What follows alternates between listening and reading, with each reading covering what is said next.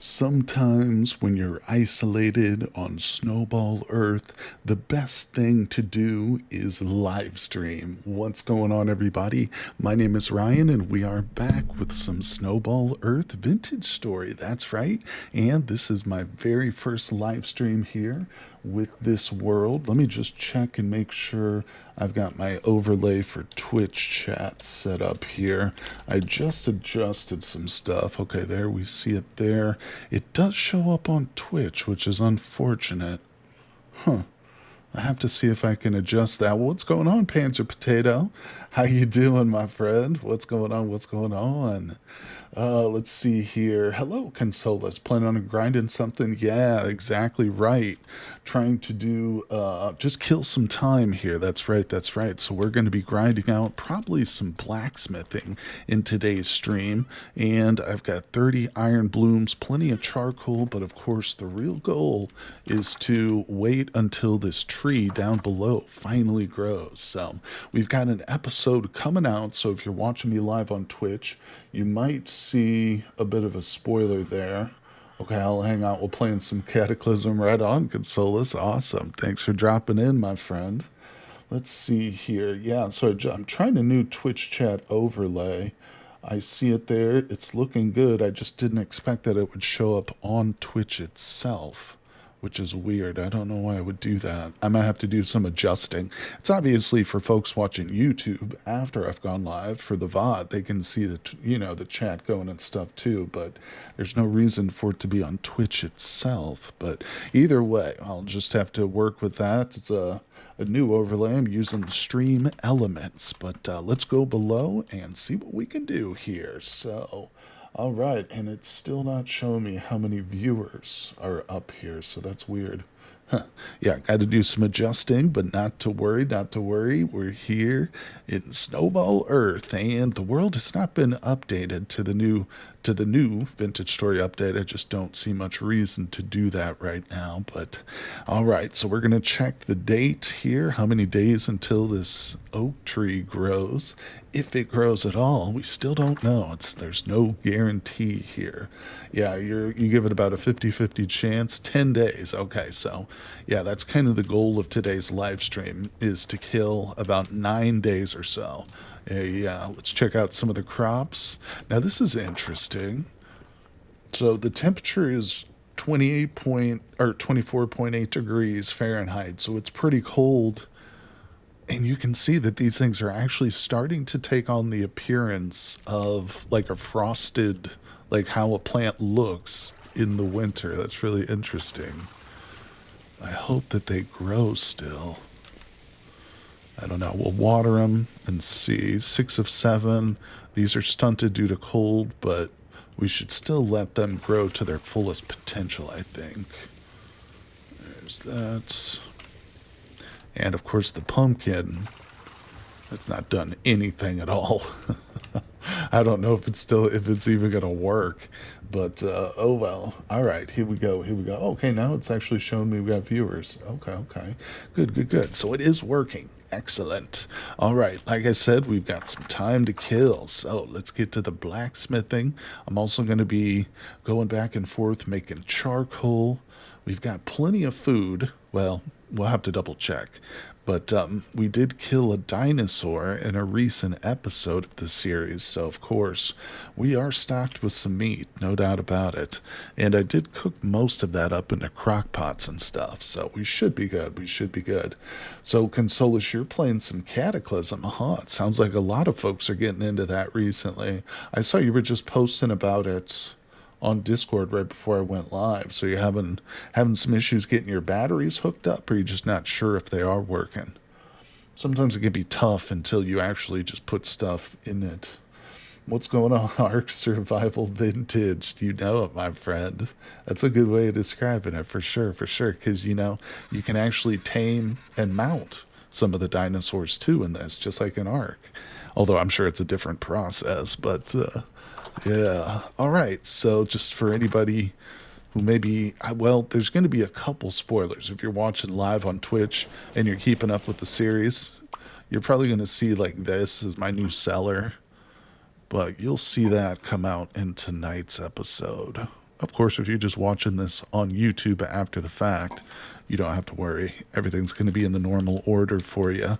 But yeah, that's my cellar right there. Just a little storage shed. You should tame a Deodie. I'm not sure what that is. Let's see. Yeah, I have not found healthy battery yet, and no luck in grinding mechanics. What's grinding mechanics? Oh, you're no luck in getting your mechanics skill up. I understand. Remove some parts of the car. Got 1% skill gain. Yeah, removing car parts is the hard is going to get your skill built up the least. Installing parts, so you might be good if you, I don't know what it takes to remove and install a chair. Like just continually install and reinstall a chair and see how that does. That should boost you a bit. All right, so we're going to need some charcoal. Let's put away the tools. Oh, we're not going to need any of those today. Strictly a blacksmithing stream. No, we might do some other stuff too. I don't know. We'll see. I don't want to risk my lives, though. My precious few lives. All right, I should repair that hammer at some point. So we'll get some iron bits, and there it is. This is what we want. Let's put some food in the bowl. Let's go put that bowl away. Or the crock. Can't even remove a chair. Nearly nothing can be done with me. Oh, really? You can remove seatbelts. Oh, that's good. Yeah, you know, mechanics, because I play on with overwhelming despair, which means like there's very few cars that even work, you know, right off the bat. That's one of the skills I always turn up. Mechanics, I usually bump it up to a 4 just to bypass a lot of the early grind and stuff. Yeah, it is tough too. Sometimes you look out and you'll find like a book, but there's no guarantee, obviously. All right, so we're going to put a couple of bits into the crucible. And we're going to... Yeah, let's do the hammer first. Let's repair our hammer first. So we'll put that in there. I'm just going to load this up with charcoal because we're going to be doing this for a little while here. Oh, yeah, people. Thanks for dropping by the stream, everybody. Good to... Oops, I just took it out. There we go. This is my first live stream here on Snowball Earth, if you can believe it. Why isn't it opening? There it is. All right. Yep. Probably won't be doing too many of them, but hey, this is a perfect opportunity. You know, we're just killing some time until the oak tree grows. So that's, I thought to myself, I could just sit here and do this in isolation and listen to an audiobook or something, but I figured why not jump on and do it live. Try out this new Twitch chat overlay I've got going on. I hope it's not too annoying for anybody, but it's up there. It's up there. All right, so that's going. That's getting hot. Good, good, good. We're using the Smithing Plus mod here on my world, which means we have the ability to repair tools using little pieces of iron or whatever metal we need. All right, so that's pretty hot. Now, of course, iron does not get hot enough to pour. The only reason it's in the crucible is so I can actually heat it up and then apply it to this tool head. All right, so let's put this in. It actually kind of, when I first started playing with Smithing Plus, I did not understand, how to repair stuff. I couldn't figure it out. It didn't make sense to me that you had to put it in a crucible. All right, you know what? I kind of screwed that up. Let's take these off again. We need to flip this thing. Another great, yeah, there it is. This little flip option is added by Smithing Plus. Boom, so we just flipped it. Makes it super easy to repair. And also, there's some, you know, smithing items which are a little bit awkward. And it would be nice to be able to flip them. So that gives you the option. All right, I think we're going to need couple more bits here. Don't quite have enough, but we got one more. Boop. All right, perfect. Let's get this hammerhead fixed. Yep, I've got 2 iron hammers, so it's good to have them both ready to go at any point. All right, look at that. And yeah, grab this. Let's get the next one going. We're just going to get into a blacksmithing rhythm, people. That's all we can do, you know. All right, let's go. Yeah, I often think there may be a more efficient way to do certain smithing optimized pixel movements. Yeah, there's It can be tricky. It can be a little tricky. But, oh, let's check out X skills too. So I've leveled up my blacksmithing, or metalworking is what X skills calls it. Yeah, processing, metalworking, level 5. I've got metal recovery. That's how we get the little bits. Heavy hits, blacksmith 1, and metalworker. So there's some really good ones like duplicator and finishing touch. Those are both amazing skills. But all right, let's stop looking at that. Yeah, do you understand what the heavy hit skill in X gets?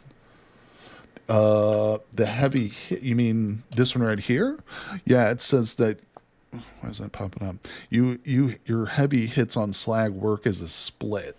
So essentially, normally you would have to use the split like this, and it only takes off like 2 or 3 pixels at most. My understanding is that when you use the heavy hit to split, it takes off a bit more. It seems like to me. It's hard to confirm that necessarily, but I think that's what it means. And I'm not going to lie, I've actually thought about getting rid of that skill. After I picked it, I was like, it's not the best. I would have preferred like heating hits or something instead of that, but I don't have any booze in this world, so I can't actually get rid of it at the moment. But yeah, it's probably not the best skill. Hey, Cutie Bun Bunny, what's going on? That's right. Little surprise snowball fight. You know it. You better get ready. Oh, yeah. No, I was doing some... I'm trying to kill some time here.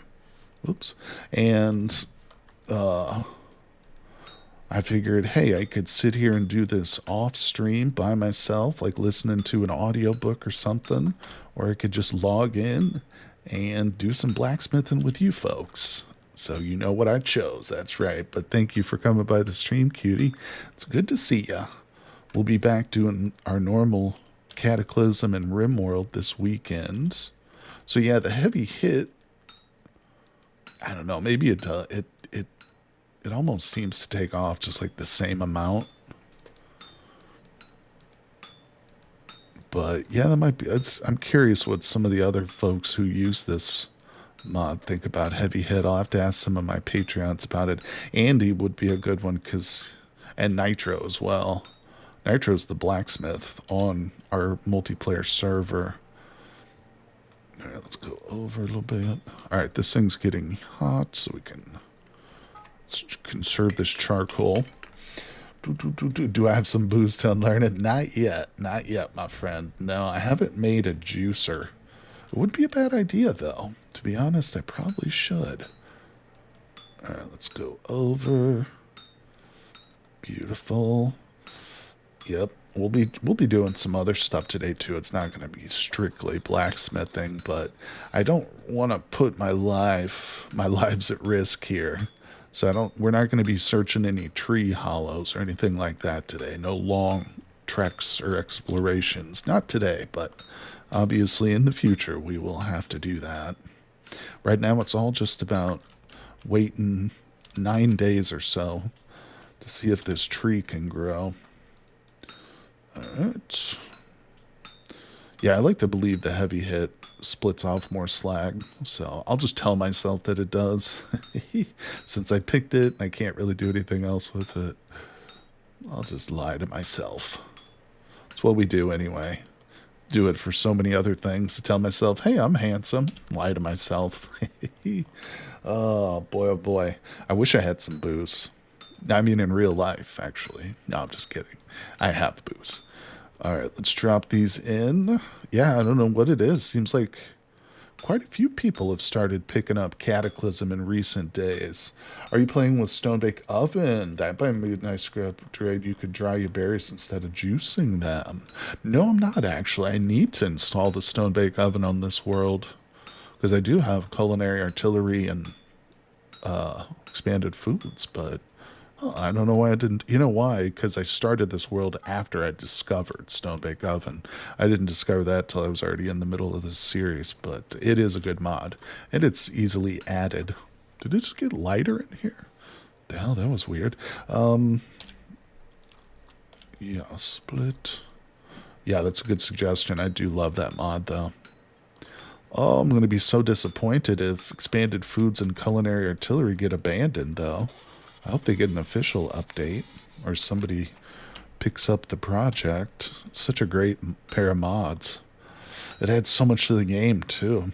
God, I can't imagine playing this game with just vanilla cooking.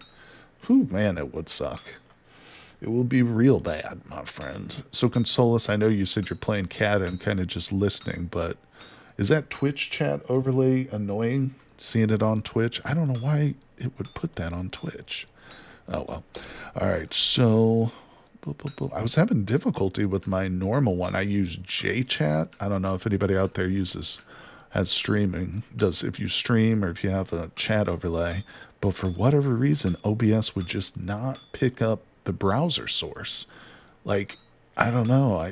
I have a feeling it was a problem with JChat itself because I tried to put the browser link in just a website and it just came up blank.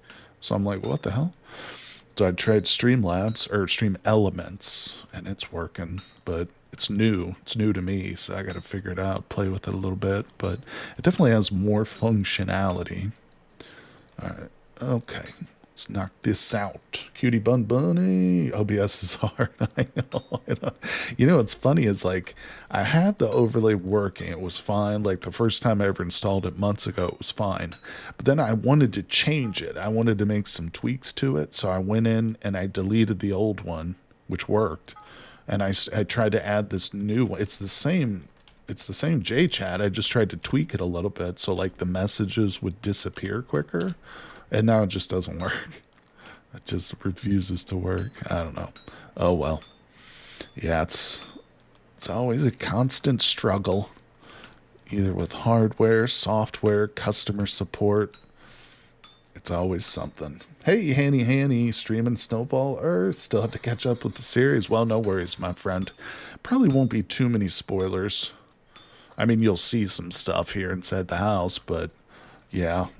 I'm going to be spending most of the time today blacksmithing, making charcoal, just some boring stuff, you know. I figured why not subject you fine folks to all the boring tedium that I have to sit through, you know. Hardware despair Triviago. Oh man.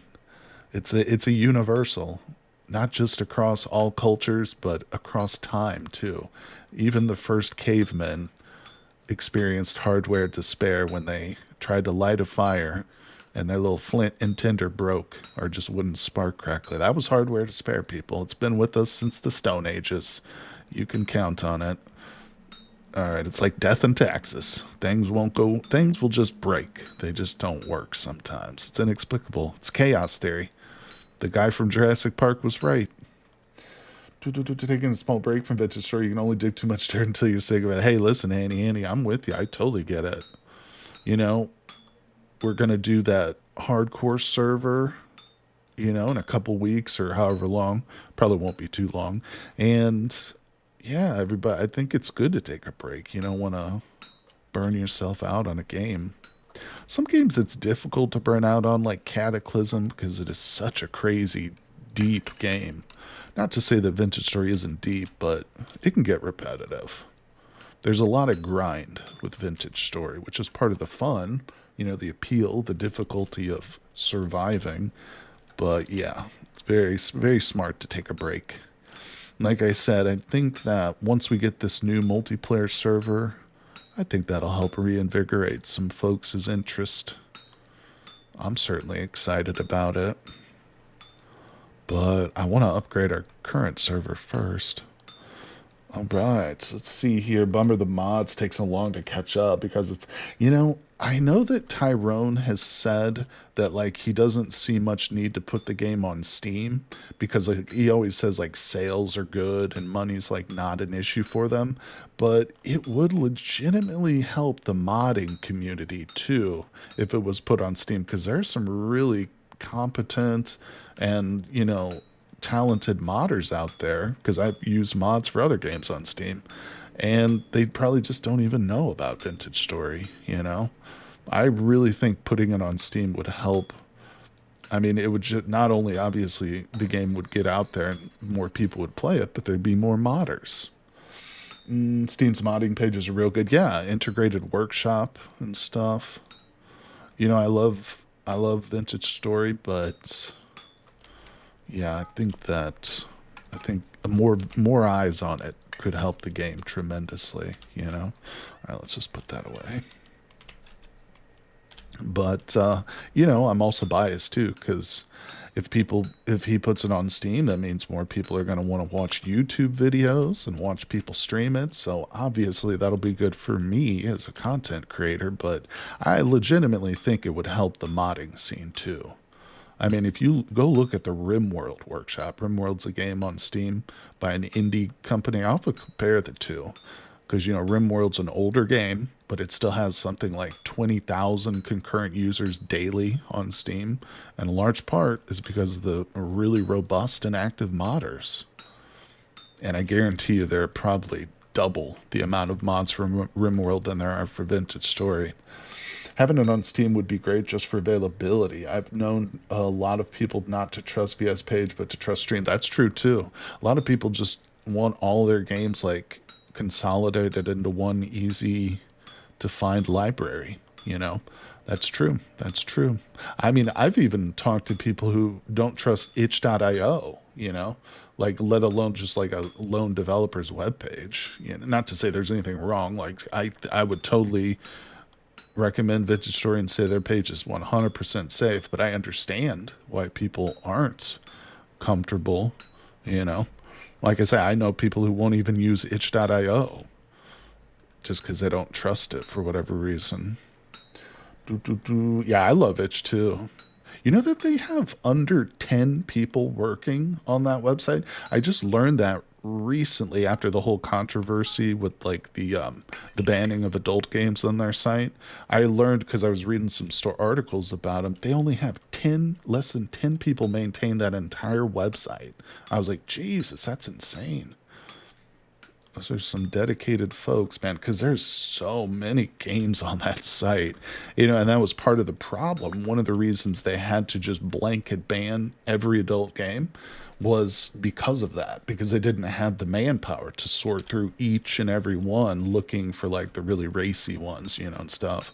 And honestly, too, the thing I think that got buried is they didn't actually ban the games. What they did was they delisted them. So all those games could still be accessed if you simply searched for the game itself by its name. You know what I'm saying? They just had to delist the entire genre of adult games, basically. But anyway, just getting into the details there. The nitty gritty is an interesting and unfortunate series of events. I'm never really in favor of censorship. I guess maybe censorship has its place in some minor capacity, maybe in like a children's school or something, but I don't know. Even there, it's like maybe not. Good news, I got my power grid to work. Bad news, that one solar array is not enough. No, my friend, you're going to need a dozen solar arrays. Let me tell you what, even toss in a diesel generator for good measure.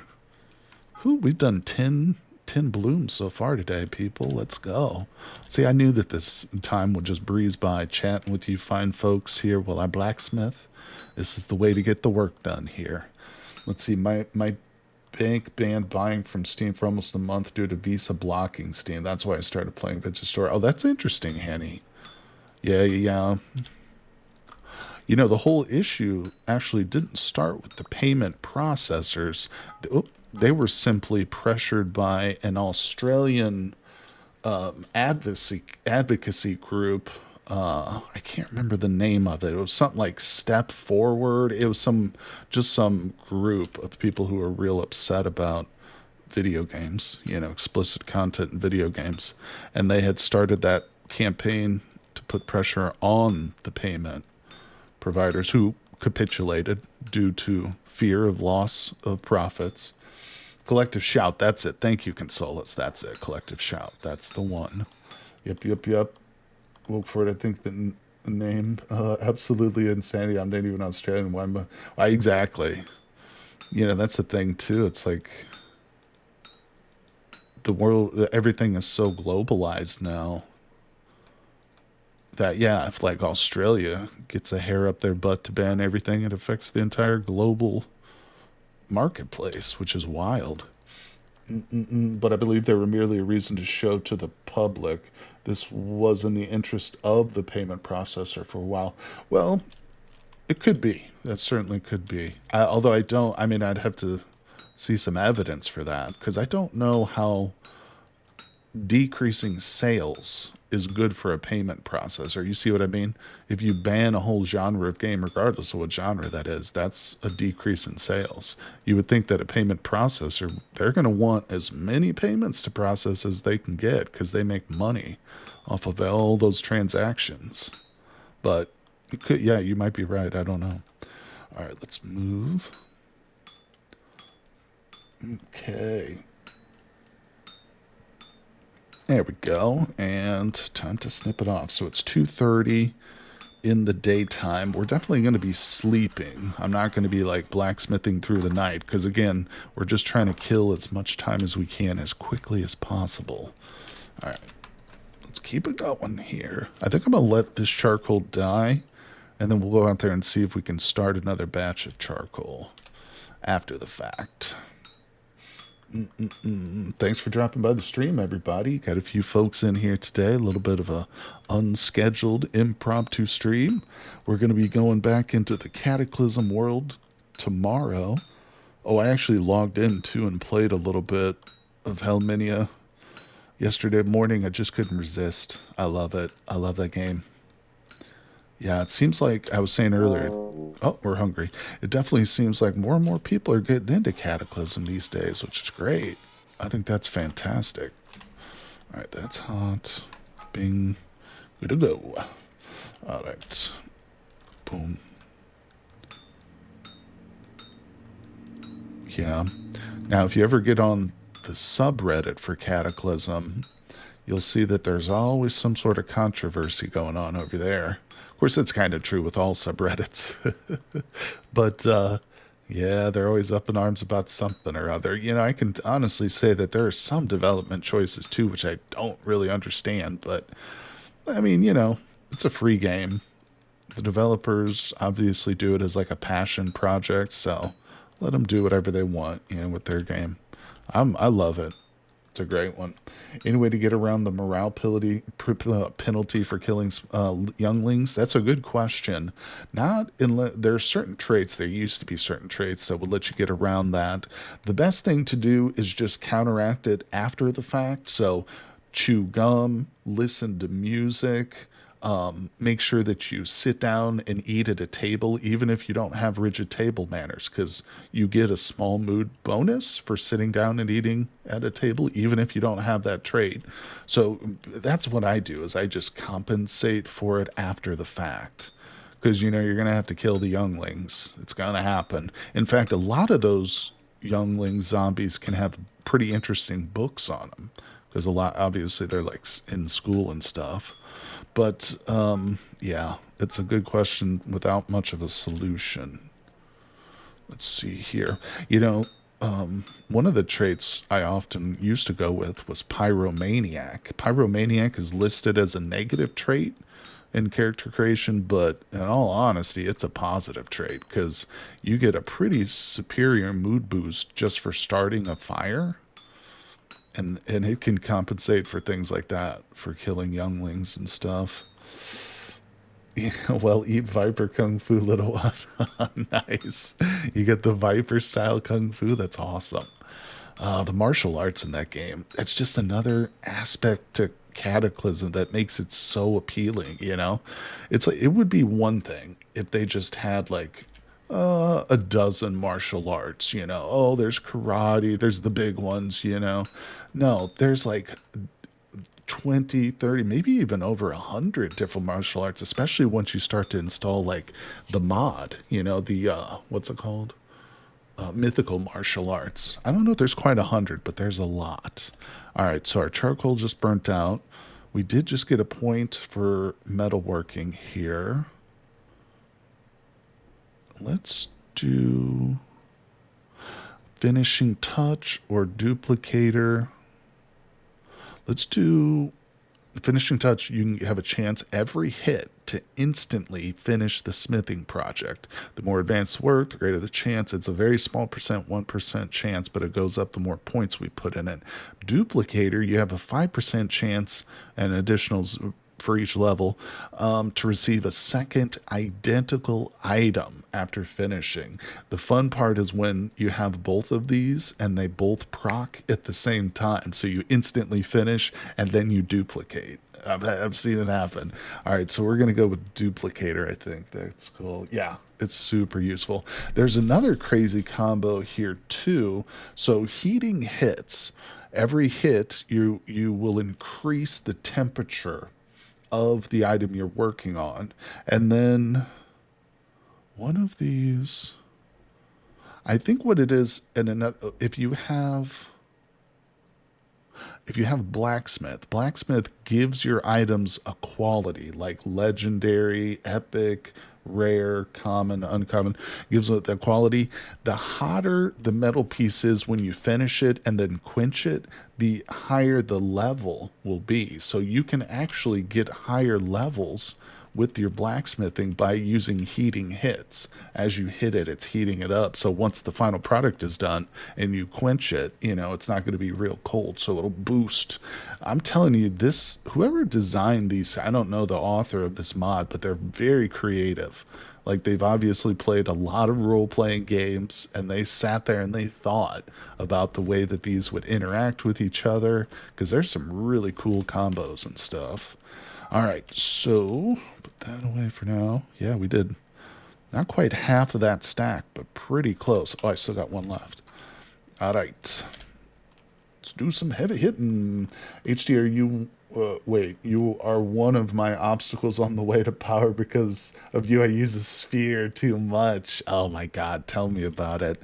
It's so difficult to play that game without a spear early on. Oh, did not figure that one out, but instead of taking the perk, I would put the work item back into the furnace before hitting the last hit. Yeah, that's something that Andy actually clued me in on the server. That's the only reason I know about it. But, yeah, I've had playthroughs in Cataclysm, back to your spear comment, Consolas, that, when I start, I'm like, okay, I'm going to force myself not to use a spear. Like, I'm not going to do it. I'm just going to get, like, a pole or a knife or something, or a sword. But then you come across your first mine shaft, and there's a dozen zombies, and they're all sitting behind this fence. And you're like, well, I could just carve up a pointy stick real quick and take these guys out, no problem. And then, boom, you're using a spear. And it's like, okay, I'm just going to use a spear the whole damn run. You know what? I don't think we have enough pixels to finish this one. Did I knock some off by accident? No, that's not possible. Yeah, we're going to be short several pixels. That's unfortunate. I don't know what to do in that situation. I guess I'll still finish it, but this has happened before, and usually the thing just sits in my chest forever, and I can never finish it. Like, I'll just do this because you can't add bits to it as though we were repairing. I've tried that before. Keep it till you have the health hammer. Oh, is that what's going to do? Is that the best way to... How does that fix it, though? If I just put it under the health hammer, it'll automatically do it or something? Like, it just treats it as though it's got the right amount of pixels, probably. The health hammer can fix it. Okay, cool. That's good to know. Yeah, I'll keep it then. Partially worked. Not a problem. All right, so what did we end up with? 11 more ingots. Let's go, people.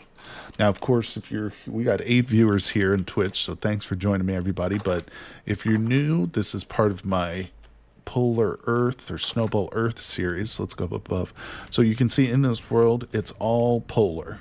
And I'm probably explaining this, everybody knows this already, but just for any viewers out there too on YouTube watching after the fact. So we can't make leather in this world because there's no oak trees. The only type of trees that grow naturally here are pine and larch. There's a couple other types, but they're modded trees, and they're not going to help the situation. So, can I get down? There we go. So the only way that we have to achieve leather is down below, and we're going to go down there in the morning. I'm not going to crawl down there right now. But I have one single oak seed, which is growing underground right now. And I have no idea if it's going to work. Basically, the whole run depends on that one little oak seed, if you think about it. Because it's not like I'm just going to game quit if it doesn't grow. But, I mean, if it doesn't grow, that means no leather. That means no armor. Because I'm pretty sure virtually all the armors that are not cloth-based require some sort of... What? Oh my god. Requires some sort of leather underpiece, right? Yeah. Yeah, to do the... yeah, we have to have the jerkin with leather. I'm pretty sure that's true for all the different armors as well. Metal ones. And then, of course, the secondary problem, let's say we can't get leather and we can't have metal armor, then you might say, okay, we'll just use cloth armor. Well, in this world, flax is one of the rarest resources you can get. It's almost as rare as oak seeds, not quite though. So I don't think if we could even make, unless I spent multiple years growing flax, but we'll see. We'll see. I haven't given up hope here. I know the point of the underground garden, but does it not sprout outside in this weather? You know what? That's a really good question, Cutie. I'll show you in the morning. Let's go to bed. Yeah. Yes, I did just discover a tree that I planted very early in the series did sprout. You'll actually see that if you tune in to tonight's episode. So there's an episode of Snowball Earth coming out tonight in a couple hours. And that I'll show you. We can go out there in a moment. It's still a little bit too dark. It's only 3 a.m. But yeah, so that actually gave me some hope. We might be able to just see it from the roof. There was a birch tree that grew. God damn it. And birch trees do not naturally grow. That's it right there. We'll go take a look at it in the morning. But yeah, birch trees don't grow in this world. That one did, though. Now, the thing that really kind of made me nervous is, like, I've had trees planted up here above ground for a long time. And these have never sprouted. Some of these I planted, like, literally in the first couple of episodes, too. And they're just, like, stunted or whatever. Like, it won't even, it just shows the day and it won't turn over or whatever. Let's go out there. Yeah, these are just stuck. See, it says will mature in less than a day, but they never mature. They just sit here like this, which is weird because this one down here did mature. So I don't know. It's really kind of goofy. Not sure what's going to happen. Like I said, it's a mystery. We'll have to find out together, folks. But, oops. The tree is a lie. Yeah, it feels that way. It definitely does. Ooh, okay. Now, yeah, in tonight's episode 2, I also discovered that if we put these little rolls, I don't have any now because I've just been putting them in the lime water, we can actually extract fiber from some of the modded stuff that we get. There's a whole bunch of different colors, which is kind of annoying, but if I get enough of this stuff, I can actually make linen squares too. Next challenge should be a desert run. It's going to be a jungle run for sure. I can give you some of the details of my next planned run. Hold on, let's do some charcoal real quick. Yeah, so I want to do another challenge run, and it's going to be, like you suggested, in much more warm biome for sure. And there's a mod out there. I don't remember the name of it, but I've looked it up before. I've had someone recommend it. I think you can just dye the twines. Yeah, I'll have to look into that, Panzer. I think you're right. And yeah, with the sailboat, that'll definitely be a part of it. It's not going to be a water world necessarily, but there will be a lot of islands for sure. And there's a mod out there which You know how in order to get animals tamed, you have to domesticate them through several generations? There's a mod that does that for crops. So in order to get like usable crops, you have to breed them through several generations. So that was kind of one of the central ideas for that playthrough is it's going to be a much more difficult world to get food in, you know what I'm saying? I find that food's kind of easy to get in Vintage Story once you get the hang of the game. Once you've gotten the hang of it, you played it for a while, food's not really a big challenge. It stops being a challenge. And I always say the real challenge becomes food preservation after a while. But that's why I think in that world or in that run, I'd like acquiring food to be very difficult. It's one of the reasons why I wanted this world too, Polar Earth, because I felt like there's going to be some types of food which are just extremely difficult to get in Polar Earth, like vegetables and dairy. Dairy's always hard to get. Sounds like just more time spent not progressing. Well, that's the point. It's a challenge run, my friend. Yep. All right, let's see. Are you going to do thirst? Oh, that's a good idea, actually. I hadn't thought about that, Cutie Bun Bunny, but yes, I like that idea 100%. Yeah, I mean, if you want to watch like speed runs of people just progress through the game, I'm sure those people are out there, my friend. But I like to challenge myself, take it a little bit slower. Also, Minecraft is available. Sounds like you might be a bit more interested in Minecraft. All right, so let's put this. I know some people can speed through Minecraft and get up to like diamond, netherite armor in a couple hours. All right. I don't think this will burn if it's like this. Alright. Grab a little patch of grass. Oops. There we go. And, whoops, still need 4 of those. Penguin meat did become a staple food. I had a couple people tell me that they can't watch the series because of me killing penguins because they like penguins too much. Okay, did we light that? Yeah, that's lit. All right, that's good to go. Let's grab this wood. Actually, I'll bring that back inside for any cooking purposes.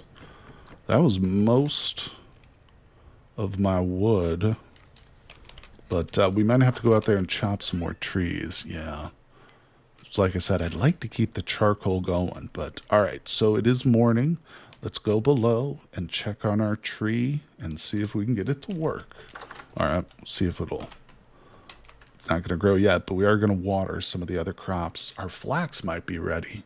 And the onions might be done too. Oof. We get onions. I'm going to be tempted to go out and do some hunting. Try and get some food. What's going on, Saturn? How's it going, my friend?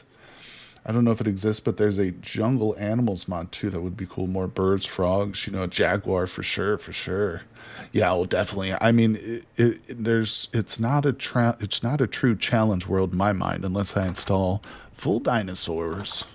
So we're definitely going to be installing some dangerous animals too. All right, so flax is not grown. Carrots are still sitting there. Onions not grown yet. Nothing's grown. Jungle dinos will be crazy. I've been told too that from just some commenters that the dinosaurs that you see in like the warmer biomes of the world are bigger. And that's where you'll encounter like a true Tyrannosaurus Rex, not just the Tyrannosaurus types, but an actual T-Rex, which apparently are really big. So yeah, I think that could be a lot of fun. All right, that's all planned. Well, let's see. 9 days. Let's keep going. That's what we're doing. Just killing time. Just killed a small horde with martial arts, and now I'm missing 3/4 of an arm. I really need some armor. You can make carpet armor. You can make some really crappy armor, but if you tear up carpeting from like a house or something, You can, and I think you can use carpet and duct tape. You don't have to look up the crafting recipe, but there is carpet armor, and you can like strap it to your arms and stuff. It's obviously not the best armor, but it might help a little bit for you, Consolus. Although, it sounds like you're doing pretty good. And Saturn says, usually the starting Tyrannosaurus is Albertosaurus. I've been collecting leather for days now, so I might have enough for some. There you go, there you go. Leather armor, huh? Not bad. I almost never make it. I need to, though, in Cataclysm. I need to just do a crafting-focused run. I think that would be fun. I don't know if it'd be much fun for the viewers, but I always say that, too. I'm like, I'm just going to focus on crafting for this run, but then I end up getting, like, distracted and doing other stuff. Alright, so here we go. We're back at it, people. Tones. Time for some more blacksmithing. Let's do it. If we get these blooms all made, too, we'll have to go revisit our iron mine at some point. It does take ages to craft, yeah. Yep. Some things can help with that, like the higher your skill is in a like in tailoring, like apparently it'll take less time, but if you're pushing the cutting edge of your like the newest stuff that you know, yeah, it's gonna take a while for sure. Hanny says a wilderness survival challenge in Cataclysm would be cool. Then it's almost like Unreal World. Yeah, there's actually a mod, Hanny, called Inna Woods. That's how it's spelled, Inna Woods mod. And it removes all like the cities. It doesn't remove the technology itself, but you start off with absolutely nothing. So you have to use like a stone knife, and your first like pot is going to be like a clay pot. You'll be weaving baskets and stuff. I've never played it. I've had quite a few commenters recommend it though, so I think I should probably do that at some point. And you're right, it would very much be like Unreal World, except much deeper systems and stuff. Because I think, as far as I understand it, like if you get all the materials together, you can build like a steam engine and get all kinds of higher technology going. It's just a long process, starting from first principles, essentially. All right, let's do it. We're back in it. Slagging away. Goodbye, slag. We don't want you. All right.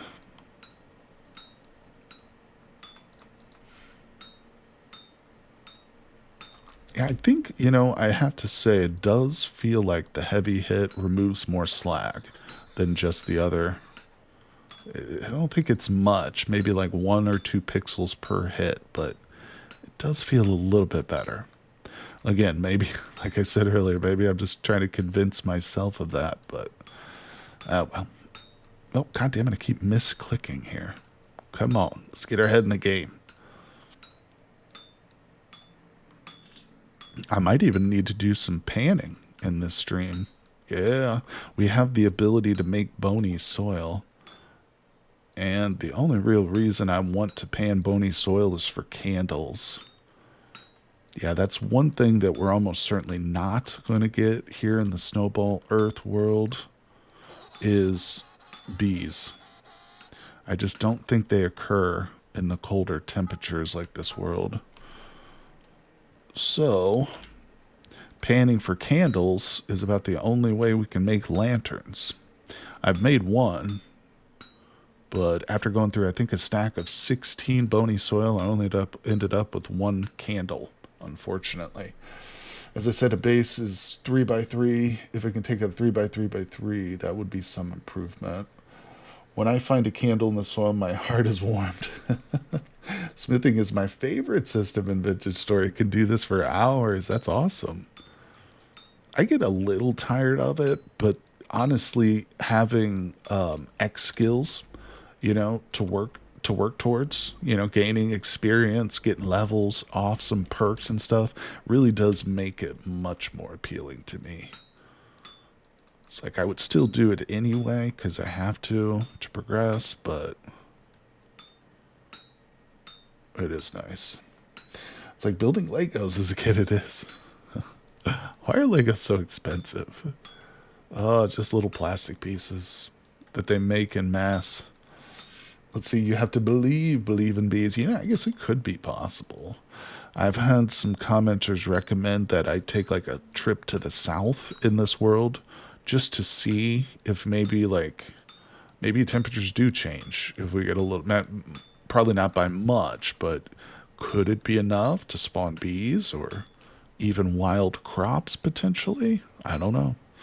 But I do want to make that trip at some point. All right.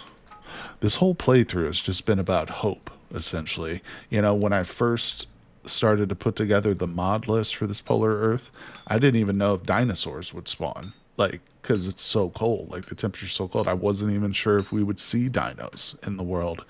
So it was a bit of a risk, like I said.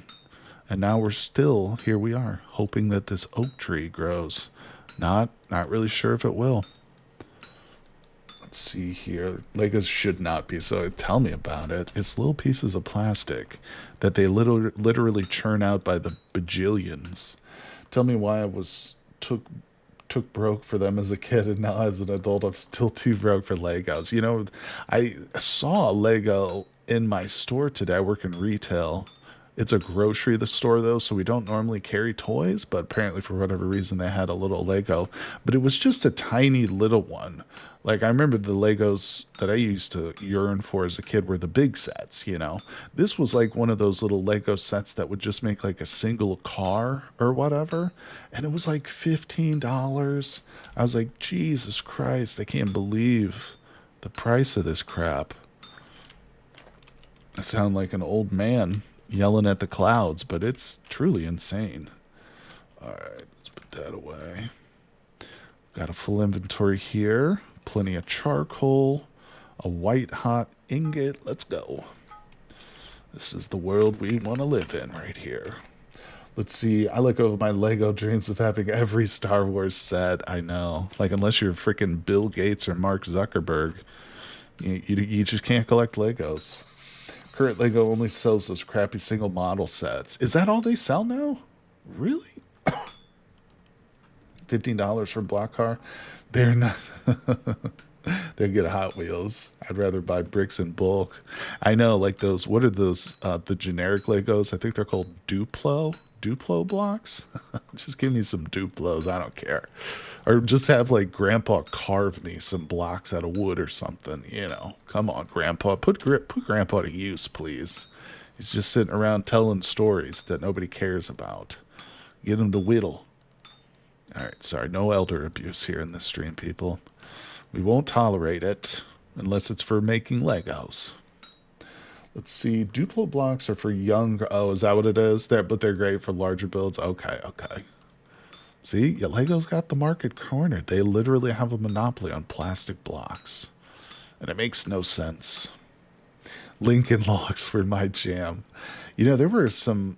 What was that? I don't know. I think it was it Play School that made several of those like little kids games. Like one of them was Don't Break the Ice. I think Hungry Hungry Hippos kind of qualifies too. But there were all those kind of silly little games. What was another one? Mousetrap was another. It was like semi board game, but it's also more like just a silly little thing. I don't know. Mousetrap was awesome though. I used to love Mousetrap. You guys know what I'm talking about? +1 for Lincoln Logs. We got some Lincoln Log fans. Mousetrap was like, what's hold on. What is it called when you set up a bunch of like complex little mechanisms that all go together to create like a final output? Rube Goldberg machine. Mousetrap was like a Rube Goldberg machine. And it was like a board game though. It was awesome. You hated Mousetrap because I built it. My family never played. Yeah. Yeah. You were all adopted two elder sisters, single child adopted two elder sisters. I'm sorry, my friend. I would have played with you. I loved I loved Mousetrap. And we never owned it. I would only get to play it if like I went over to a friend's house and they had it. And then it was kind of like the situation you're talking about where I'd be like, "Oh, let's play this," and they didn't want to because they'd already get, Mousetrap is kind of like a one-trick pony too. Like once you've set it up and played it a couple of times, that's it. There's not much reason to continue to play it over and over again. It's the same thing. It's not like the Rube Goldberg machine gets real creative or different. But it's funny. Boom. Look at this. Like a true machine here. Bam, bam, bam. Knocking it out. Let's go, people. Oh, you know what I can't even believe I'm admitting this, but you know what I've been watching and I actually started playing again?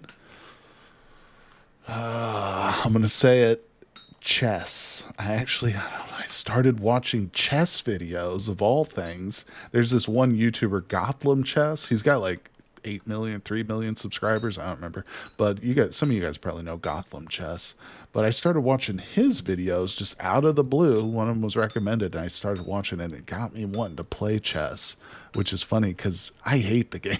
I do not like the game of chess. But I actually downloaded chess.com. And I think I realized why I don't like the game. Because I suck at it. Because I am not very good. Let's see. My family thought I'd become an architect because of my love for Lincoln log blocks, but they did not know I was not math-minded. Oh, yeah. They fool you. As a kid, they get you all interested in these, like, subjects, like engineering, science, but it's all math. Really, in the end, it's just all math. You got to be good at math. Chess streams coming up. Only if we can find like some hybrid roguelike version of chess. No, when I was younger, my dad used to make me and my brother play each other in chess, over and over again and stuff, and I just grew to hate the game. I don't enjoy it. Well, I didn't, but I don't know. Some reason watching it, I was like, I could do this. This isn't so hard. Because one of the things Gotham Chess, that YouTuber I was just mentioning, one of the things he does is he will watch like a game between two crappy players, two people have like low ratings, and he'll like critique it. But he also does it in kind of a comedic way where he's kind of poking fun at them, so it's funny and stuff. But I'm watching like these crappy players play, and I'm like, oh, I could do this. Little do you know that no. Most of the people are excellent players.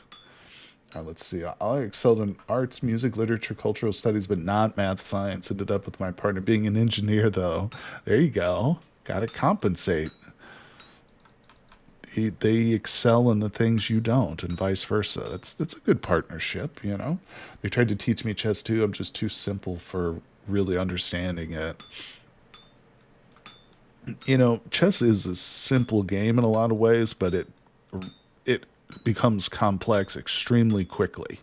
The first like 5 moves or something, not too challenging, once you figured out how all the pieces move, but it immediately becomes much more difficult to foresee like moves and stuff. Oh, I ran out of charcoal. I was talking. It's interesting. It's interesting to hear insights by really, really talented players and stuff, and people who teach chess, because it's something that I think I could have benefited from as a kid, someone who was actually teaching me chess instead of just like, forcing me to play again and again. My dad used to be addicted to Rummy Cup. I could never beat him. Is that a card game? Rummy Cup. We have a game called Rummy, and it's a card game. I'm not familiar with Rummy Cup. They have a lot of foresight and love strategy games, and I'm like, I do more horsey here. Okay, we got 7 ingots. Let's go. Very, very nice. Thanks for dropping by the stream, everybody. Great to see you today. Just having a little fun here in Snowball Earth. Actually, it's not fun at all. We're just not playing. We're just blacksmithing. Hey, Lasagna of Games, what's up? Chess is all about complex misdirection once learned. There you go. Welcome to the stream, too, my friends. Good to see you over here on Twitch. I remember you from streaming on YouTube the last few days. And I see you're a first-time chatter over here, buddy, so thanks for dropping in. Are you a chess player too, Lasagna? Do you enjoy chess? I enjoy the idea of it. You know, another thing that Gotham Chess said that kind of stuck out in my mind is he said, if you learn chess and if you learn to be good at it, people will respect you more. People think people who are good at chess are smart. It's true, too. It's true. Like, you can just memorize chess moves and nothing else, and people will still think you're smart. You know, if you can beat everybody at chess, it's just like a natural. Oh, you're really good at chess. Oh, you must be smart. No, I just memorized a couple of books. It's not your favorite. It's not your favorite place. Twitch isn't your favorite place. Is that what you mean, my friend? I understand that. I do. Let's see. Haney says it's originally a card game, Rummy, but there's a little time. Oh, okay. Rummy Cup works with similar rules. That'd be interesting. You know, Lasagna, I'm actually with you, my friend. I mean, when I'm like in my downtime, I don't watch Twitch. In fact, there's a couple streamers that I do watch. They're political streamers, but I watch their clips on YouTube. You know, I don't like tune into their live streams and stuff. So I can't blame you, you know, my friend. And honestly, the only reason I stream on Twitch is because as a creator, you kind of have to branch out. You know what I'm saying? Like, have all my content and all my revenue source just from YouTube alone is dangerous. You know what I'm saying? It's like if I ever wanted to do this full time, and what if there's like another adpocalypse situation where YouTube just cuts off revenue, or if my channel gets like an erroneous copyright strike? You kind of see what I mean? So that's essentially the only reason I even started streaming on Twitch and trying to build like a following over here. But yeah, I'll still mix it up. And stream on YouTube and stuff. Because like I said, I respect that. I respect folks who don't really like Twitch very much. I get it. They don't handle their ads very well, I think. Their ads are so intrusive and annoying. It's like you can do ads, but you can do them a little bit better. Chess is a game you like, but don't play often. Yeah. Yeah, just back from the ads. I'm telling you, my friend, I apologize. Well, just remember too, all those ads that you have to sit through, it does help me a little bit too. I get a small cut of those ads, not a big cut. Twitch gets the most, but I get a small portion. So I appreciate you, my friend, tuning in today. Heck yeah. Be streaming tomorrow too. Probably here on Twitch, although maybe we can do it over on YouTube again. I like streaming on YouTube. I mean, I get more views on YouTube too when I'm live streaming, just because I got a higher subscriber count over there.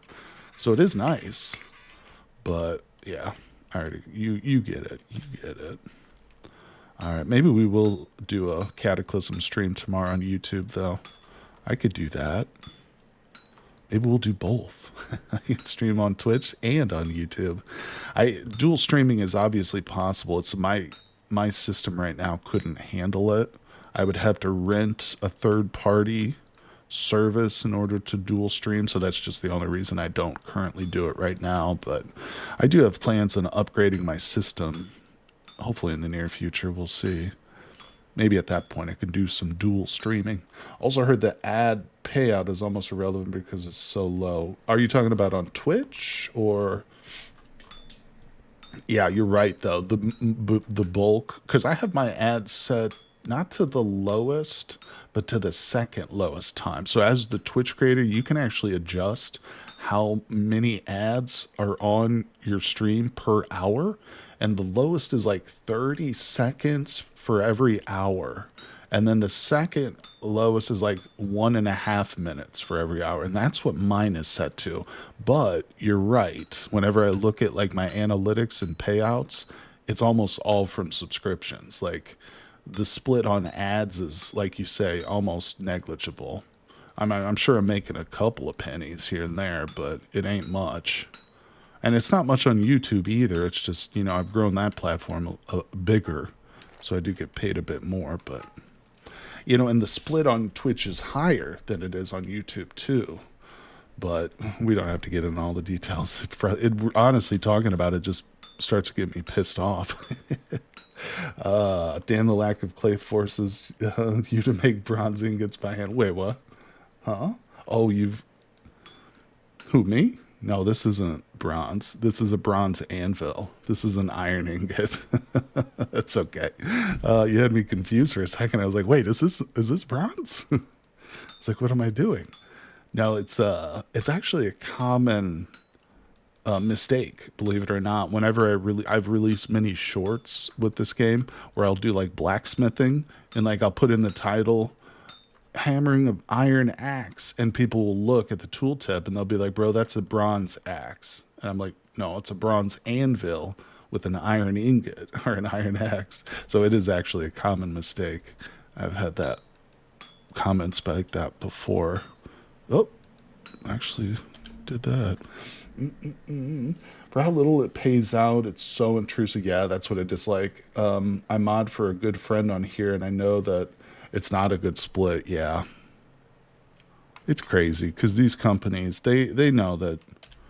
They know, number one, people are going to stream no matter what they pay them. And they know that people are going to watch, you know, even if they've got intrusive ads. You know, they've got that monopoly. There's no real competition. I mean, you can go to Kick, but what the hell? Who wants to do that? And YouTube's not a competitor, not for streaming, not really. They don't put any resources into like improving their streams at all. But overall, you know, I'm glad it's here. I think live streaming is an interesting phenomenon that I don't think was really like foreseen by anybody. Like just how popular it would be, you know? Think about 20 years ago, like the stuff you would see on TV. You would never watch a show like we're just a normal person is like going about their daily routine or like reviewing food or something like that. Never. You know, it'd be this highly produced and scripted type of thing. But honestly, I think people are more interested in like real people, you know, not these fake celebrity stuff. But oh well. Now I'm just rambling here. Yeah. Oh, shoot. All right, let's stay focused. Yeah, you know, the thing is, too, I never realized that I wanted to be a content creator until I actually started creating content. And then I was like, oh, hell, this is all I want to do. You know, it's like a passion. You know, it's when I used to paint or write, I would hear people say, oh, well, if you're a true painter, if you're a true artist, all you want to do is paint. All you want to do is write. You know, you wake up in the morning, that's the first thing you think about. And that's legitimately true when it comes to making videos and content creation. Let's see, I find unscripted things much nicer. You learn more about a person that way. Exactly. Like I was saying, the personalities that you would see on TV, they're not real. They're not real people, you know.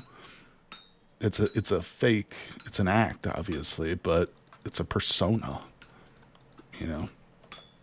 And I think that's probably why some of the more popular people in the old days, we're talking about still the old news, like Siskel and Ebert and some others, like they seemed more genuine, you know, than your average personality. They seemed more genuine, so people liked them more. And like you're saying, why have that at all when you could just watch a real person? And not only that, like you say, you find in scripture, you know more about a person that way. You can also have much more of a direct impact on a person, on like a streamer's life or a small, you know, content creator's life just by helping them, supporting them.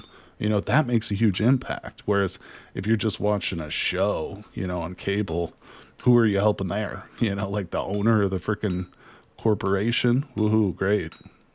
Just what I wanted to do. Help some fat cat get fatter. Let's see. What is the bottlenecking you from streaming to both platforms, by the way? Well, that's a good question. I would have to look into it more exactly. I mean, my PC is just very old.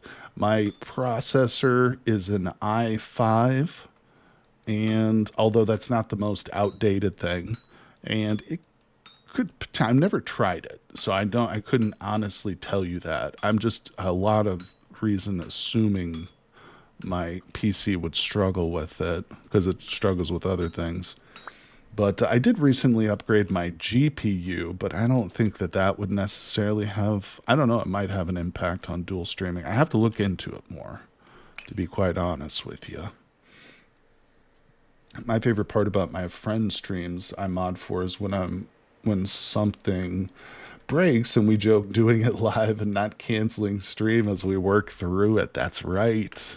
That's another thing. I mentioned I watch some Twitch creators, but like I watch them on YouTube. I watch their clips and stuff. And that's something I've heard them mention too.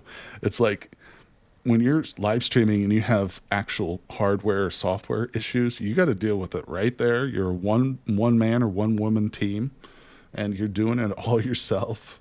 You know, it's, yeah, it can be very frustrating and challenging and humiliating too.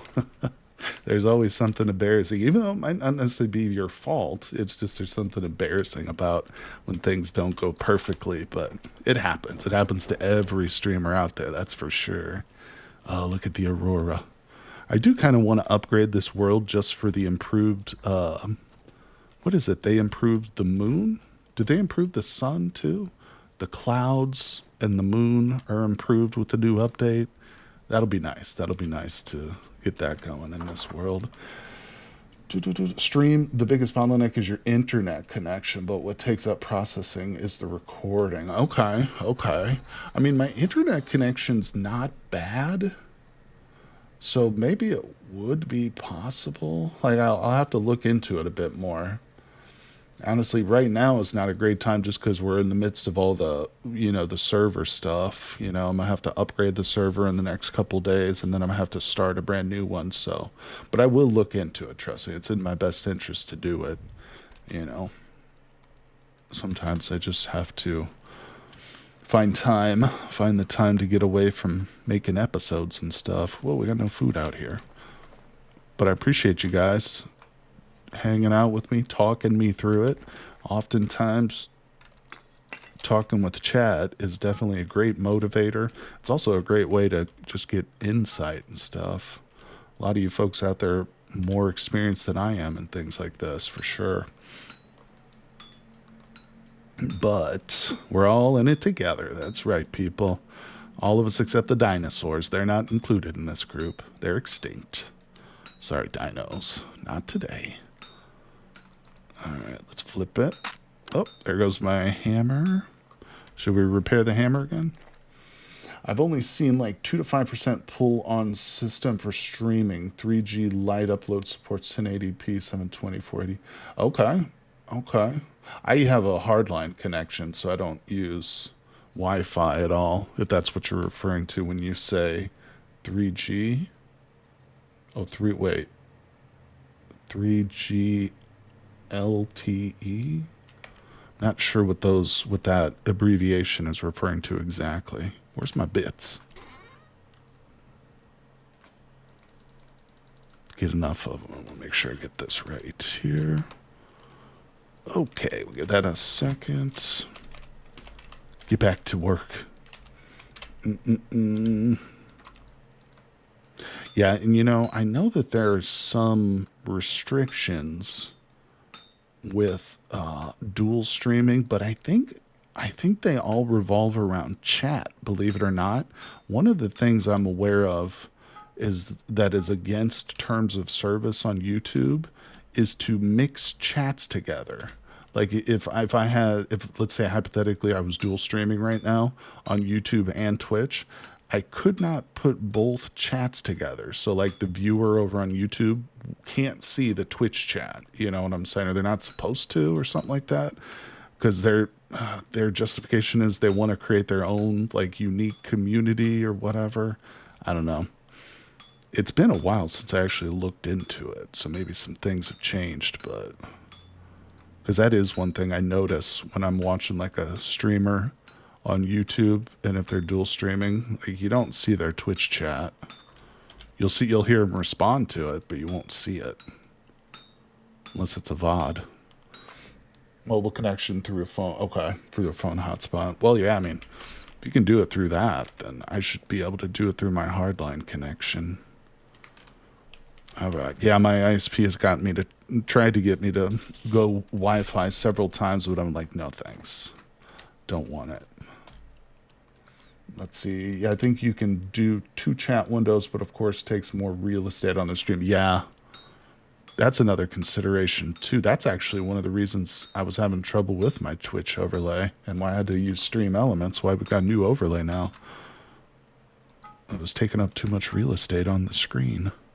I was trying to adjust it so the messages would disappear more quickly. And it screwed everything up. Just couldn't get it to couldn't figure it out. Oh, man. All right, here we go. A bit of slag. Well, we have definitely... Oh, it's 10 p.m. All right, we're going to go to sleep soon. We'll let this round of charcoal burn out, and then we're asleep. We're not going to stay up all night. The goal here is to pass time. So blacksmithing is kind of just a way of doing that, but sleeping is a better way. All right. Here we go. And down.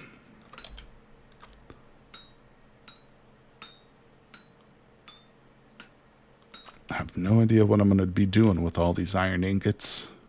Probably at some point we'll make some armor, no doubt. But Senator says you could pass time by doing some nightly bear hunting.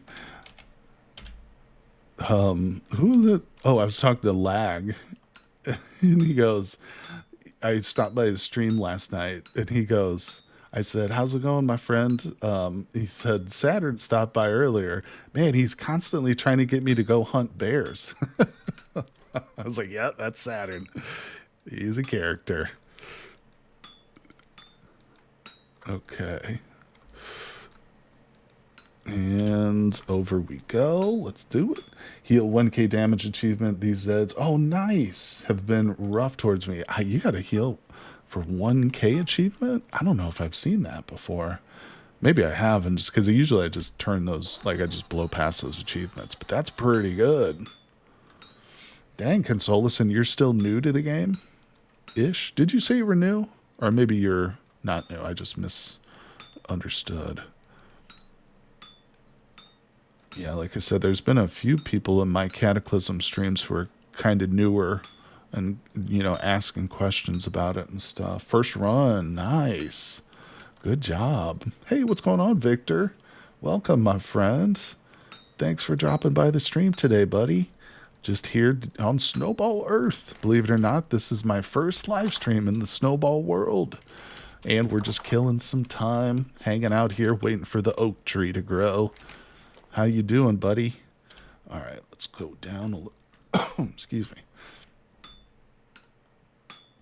All right. Hope everybody out there is doing good today. Weather's been nice in my part of the world. Finally broke that heat wave that seemed like it lasted for months. It just felt like the whole summer was one big heat wave where I live. Literally, there was like almost no respite from it. Doing good? Glad to hear that, my friend. Sorry, my throat's killing me. All right, Ben Ingles. Oh, no, you're fine, buddy. You're fine. No worries. All right, let's knock off the slag. Lasagna says, my brain is not call me accepting on real world directional movements after years of Cataclysm with the Cataclysm coming up. You know, Lasagna, that is such a true statement. It's one of the reasons I actually stopped playing Unreal World on my channel was because I started playing Cataclysm and I would find myself using the wrong commands. You know, I would use one game's commands for the other game and it would screw me up. So I kind of just stopped playing Unreal World. I have plans on doing it again. I was actually thinking about starting a new run recently, but I just couldn't bring myself to boot up the game. You know, I've owned that game for many, many years and played it for, I think, over 2,000 hours. It's one of those that I've definitely kind of burned out on, but it's got a good fan base. There are people on YouTube, because there's no other creators really who make content for it. I mean, I think there's a few. I shouldn't say no other creators. There are some. But yeah, so I know whenever I release a series, there's a nice group of people that enjoy it. All right, where I can't see. Okay. Unreal World, you know, that game held a record in the Guinness Book of World Records for a short time. I don't know if it still does or not, but as being the video game that is still the oldest video game still in active development. So it was released in, I think, 1993, and he is still developing and releasing patches for it and updates for it to this day. So I always thought that was kind of cool. All right, let's just finish this one. No, it's midnight. Let's go to sleep. Let's go to sleep. Yeah. I'm not sure maybe if like another game overtook it or not, but yeah, he had that on his Steam page for a while. All right, Saturn, I'll see you later, buddy. Moving up 1 minute, and then I'm moonwalking into a tree behind me. That doesn't sound good. Okay, we're awake. Let's go below. Let's check on stuff. I once tried it, but did not get into it. Maybe because I did it without watching anybody play. The Unreal World you're talking about? Yeah. Hey, Angeweenies. Hello, my friend. Yeah, we're doing Snowball Earth. This is my first live stream on this world. Can you believe it? We're just killing a little bit of time until the tree grows. So we're about to go down there now. I think we've got 8 days left until this oak seed grows. Hopefully, right? That's the real question mark, whether or not it's going to grow at all. But I don't want to think about what it takes to convert the legacy code from Unreal World to work on current systems. No kidding. Yeah, he's definitely worked on it quite a bit. He's got some help. I think he's got like 1 or 2 people that help him a little bit, but otherwise I think he's pretty much a solo dev. And you know, that game is actually free too. You can download it from his website for free. Of course, you can pay for it on Steam too, which is what I did, but I think that's what most people do. Angeweenies, me and my boyfriend have been following close. That's awesome. Well, there's another episode coming out tonight. You want to stick around with your work? Okay, no worries, my friend. Well, good news, Ange, the VOD for today's stream will be up on my YouTube channel in a day or two. So I'm going to post this stream on the YouTube. It's not going to be much to, it's not really exciting because we're just blacksmithing, killing time till this thing grows, but yeah, we're having some fun, just talking with friends, waiting for my onions to grow. All right. We're talking about Unreal World, the Unreal World, which is on Steam. It's an old school roguelike game. It's a real good game. I've got a whole bunch of content for it on my channel. Victor, if you're not familiar. Yeah, Unreal World is fun. It's a great game. I already had to do some of that for my work on one of the laboratory systems, and it was hell. Yeah, one person did some help, and the other guy did most of the Linux and Mac port. Interesting. Yeah, Angie, I hope you have a good day at work, too. Hope it goes quick for you. Also grabbed it on Steam myself because that's a lot of work he has on it. Oh, yeah, for sure. 92 to 25. That is crazy, isn't it? I'm not sure what Enormous Elk, like what his primary job is, but I know he's Finnish. He's from Finland. Obviously, the game takes place in Iron Age Finland, but yeah, really cool dude, for sure. He interacts on like the Steam comments quite a bit and stuff. You'll see him respond to people. He's a nice guy. Hard worker, too. Let's see here. Yeah, I've gotten to the point with Unreal World where, like, when I play it, I have to do some sort of challenge run, similar to Always the Fins.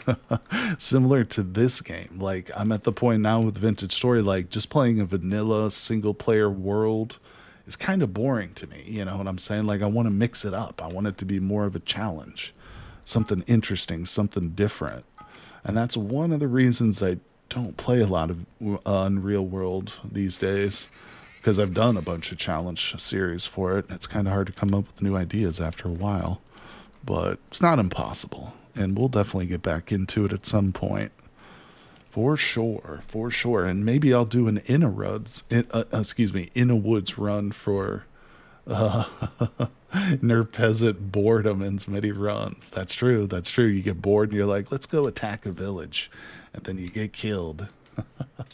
You know, I have a whole series where I wipe out the Nerf Pez. Actually, we start the series and go all the way to the end. The last episode is me destroying the very last village. It was a long one and brutal. A lot of combat. A lot of dogs died to achieve that goal. All right, so we've got our nuggies. They're white hot. Let's go, people. Yeah, I need to look at Unreal World on Steam, see what some of the most recent updates have been all about. It's one of the things, like, when he does update it, it's not like huge updates and like with massive amounts of content. Usually it's small tweaks with like 1 or 2 bits of content added, but you know, still technically being updated.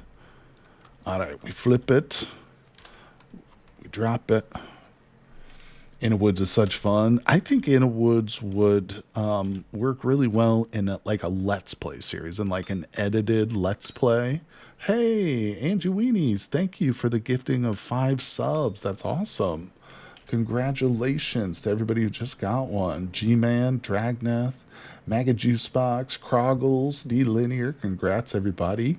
Thank you, Angie. Appreciate you very much. We got a hype train going. Thank you. That's awesome. Appreciate the support. Yeah, congrats, Kroggles. No more ads for you for a month. That's right, buddy. Oh yeah, that's a good reminder to everybody too. If you don't like the ads, you can always subscribe to my channel here, and you won't have to watch them. But I do appreciate you guys just dropping in and hanging out with me. Thank you, everybody.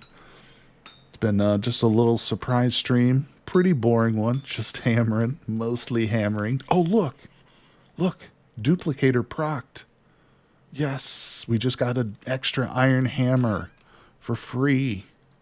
Yeah, let's go. Let's do it. I love X skills so much. Yeah, that's huge, actually. Bam. All right. Why are you not heating up? I thought I put some there. Heat up. This is our last iron ingot thing. Cluster or whatever. Yeah, G-Man. Congrats to everybody. That was really nice of you, Angie. Appreciate ya. All right. So, yeah, and if anybody out there who is watching the Snowball Earth series on YouTube, there's an episode coming out tonight, too. So make sure you check that out. This live stream is kind of out of order, obviously, but if you watch the playlist, I will insert this live stream on it's going to be like the next episode. It'll be kind of like a half episode, essentially, in between 2 other ones, but we are, of course, waiting. Just waiting on that oak tree to grow. Is the charcoal done out here? I think it is. Might have to go out and chop down a few trees. It's always nervous. It always makes me nervous going out there. Thank you, Angie. I hope you have a good day. All right. Looking good, looking good. I just do a small charcoal furnace or whatever. I find that doing small batches but just keeping them going constantly is better for me. I go less crazy trying to chop down insane amounts of trees and fill up one thing. Like small batches. All right. The last bit of iron here. Let's do this. Yeah, we're going to have to go back to the mines at some point now. How many ingots did I get out of this even?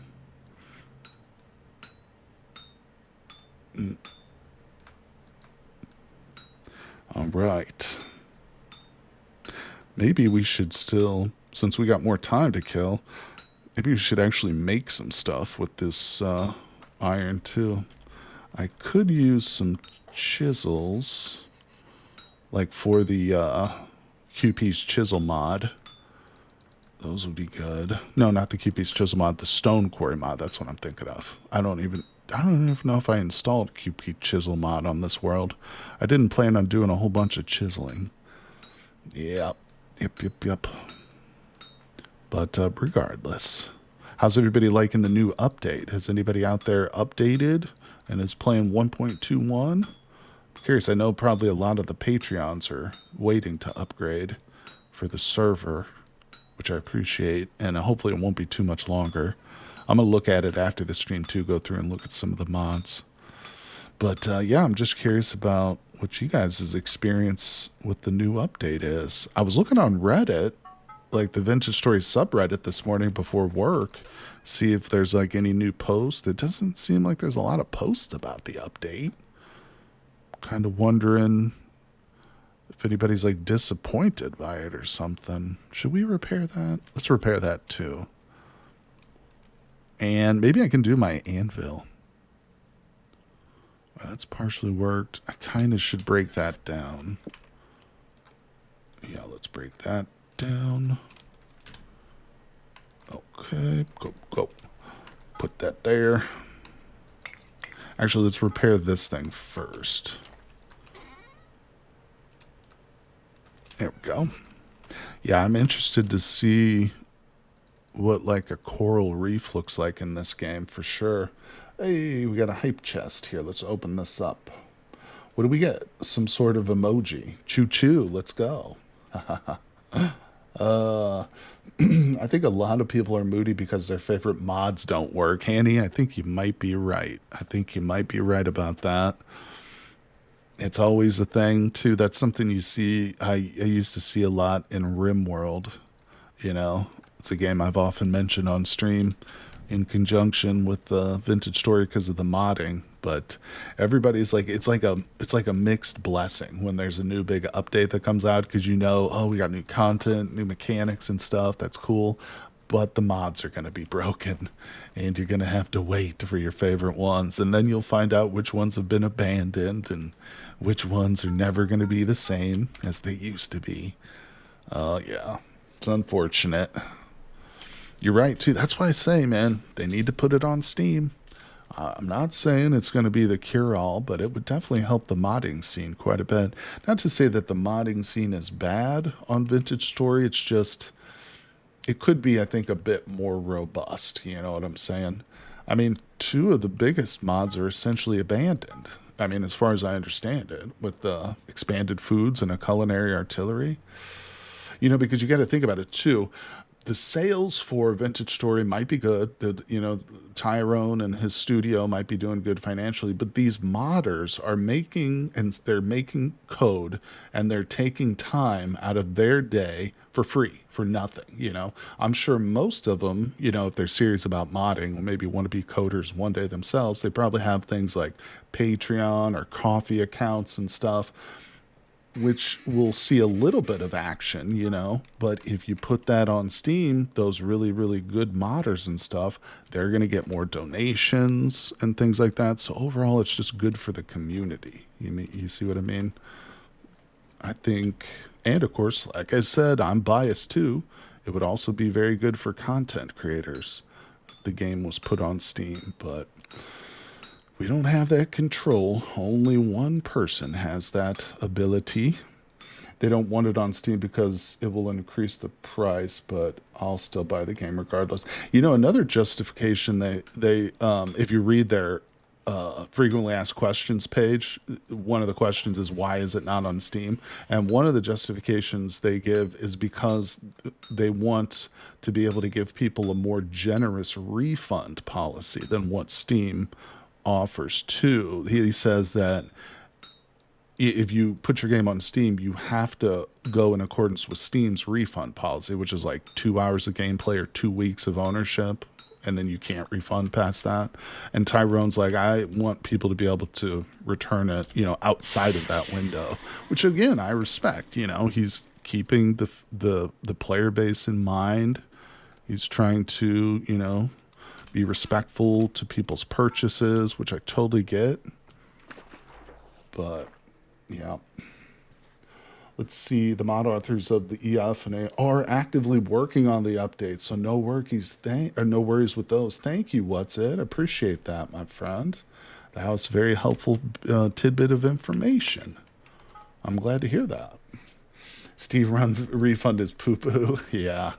It is. Well, you know what? Honestly, I'm not saying it's great, but it's better than like back in the old days when I would go to like Walmart, when Walmart used to carry PC games. Actually, I think I bought World of Warcraft at Walmart, just as a side note, but you couldn't return PC games. There was no refunds allowed for P. Was it like that too for console games, maybe?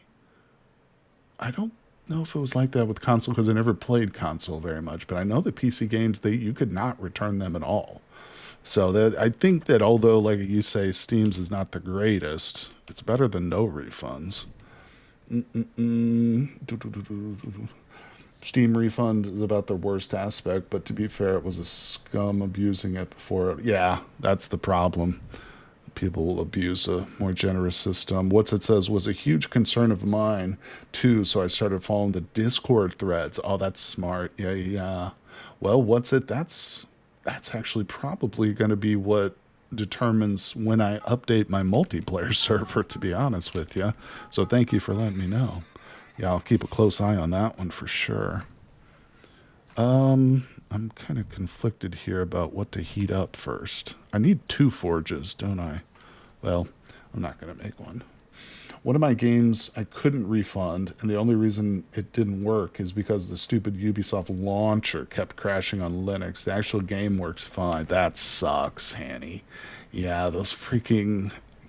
those publishers, not the developers, it's the publishers. They all want to be Steam. They all want their own launcher, their own little marketplace. Yeah, I don't get it. Although the launcher, what is the point in a game? I don't know enough about software development, but what is the point in having a launcher in a game versus the game just opening? I'm not like criticizing either way. I don't understand like why you would want a launcher versus not wanting one. There's got to be some reason for it, right? Something that's just beyond me.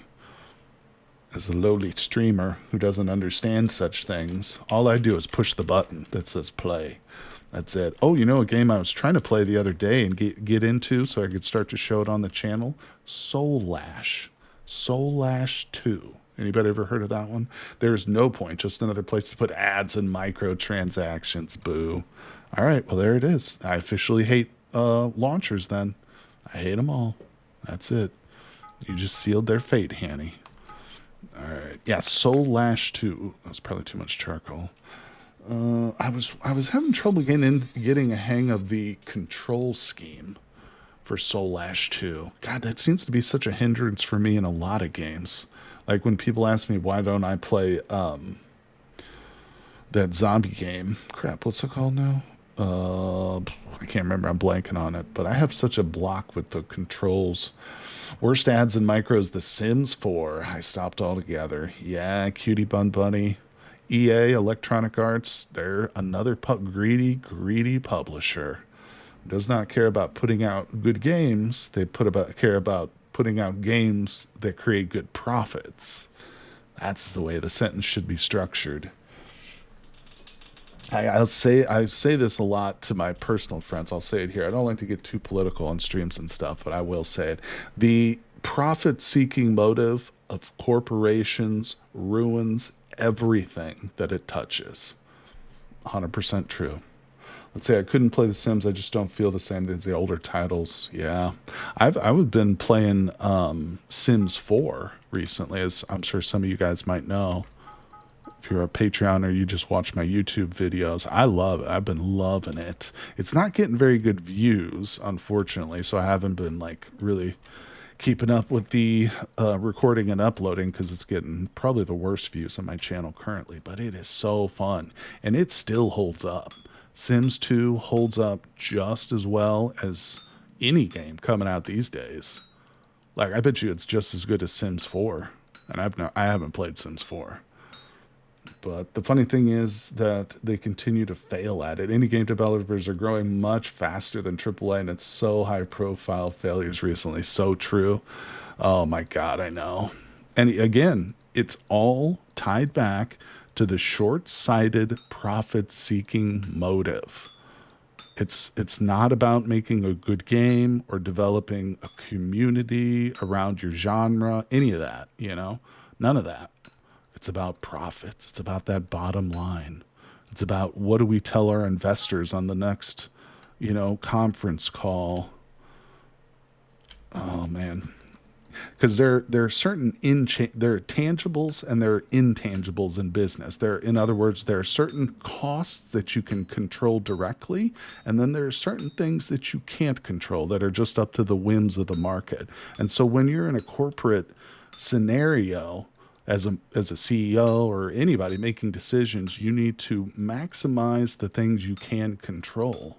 And one of those, sadly, is labor costs. How big is your development team? Oh, you've got 10 people when you really only need 8. So we'll cut out 2 people. That's 2 salaries that can get slashed, and that's more profits.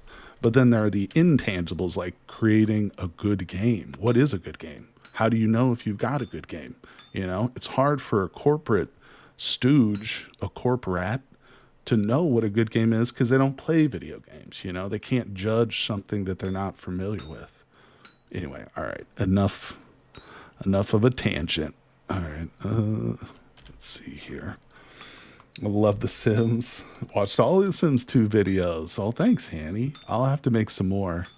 Because like I said, I was really enjoying it there.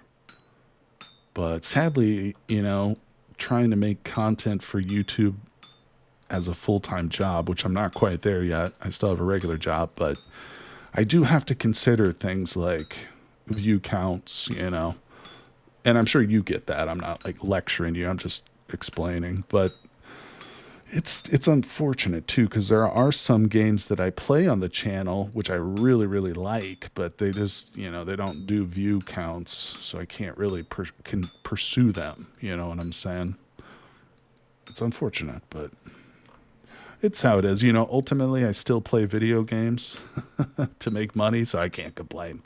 Oh, look at this. We got pixels on the other side. Oh, I think we're good. Okay. We got a couple over here. We're good. We're good. I love building, decorating, but I'm tired of packs and everything's so buggy. And TS4. Oh, crap. What's TS4? Oh, The Sims 4. The Sims 4. Gotcha. Under that T threw me off. That would. Let's see. Call Me Kevin is one of my favorite other YouTubers. Call Me Kevin. That's not Meat Kevin. That's a financial YouTuber. I'm trying to think. I don't know if I know Call Me Kevin. You might have to link that in Discord after the stream there, my friend. I have to check him out.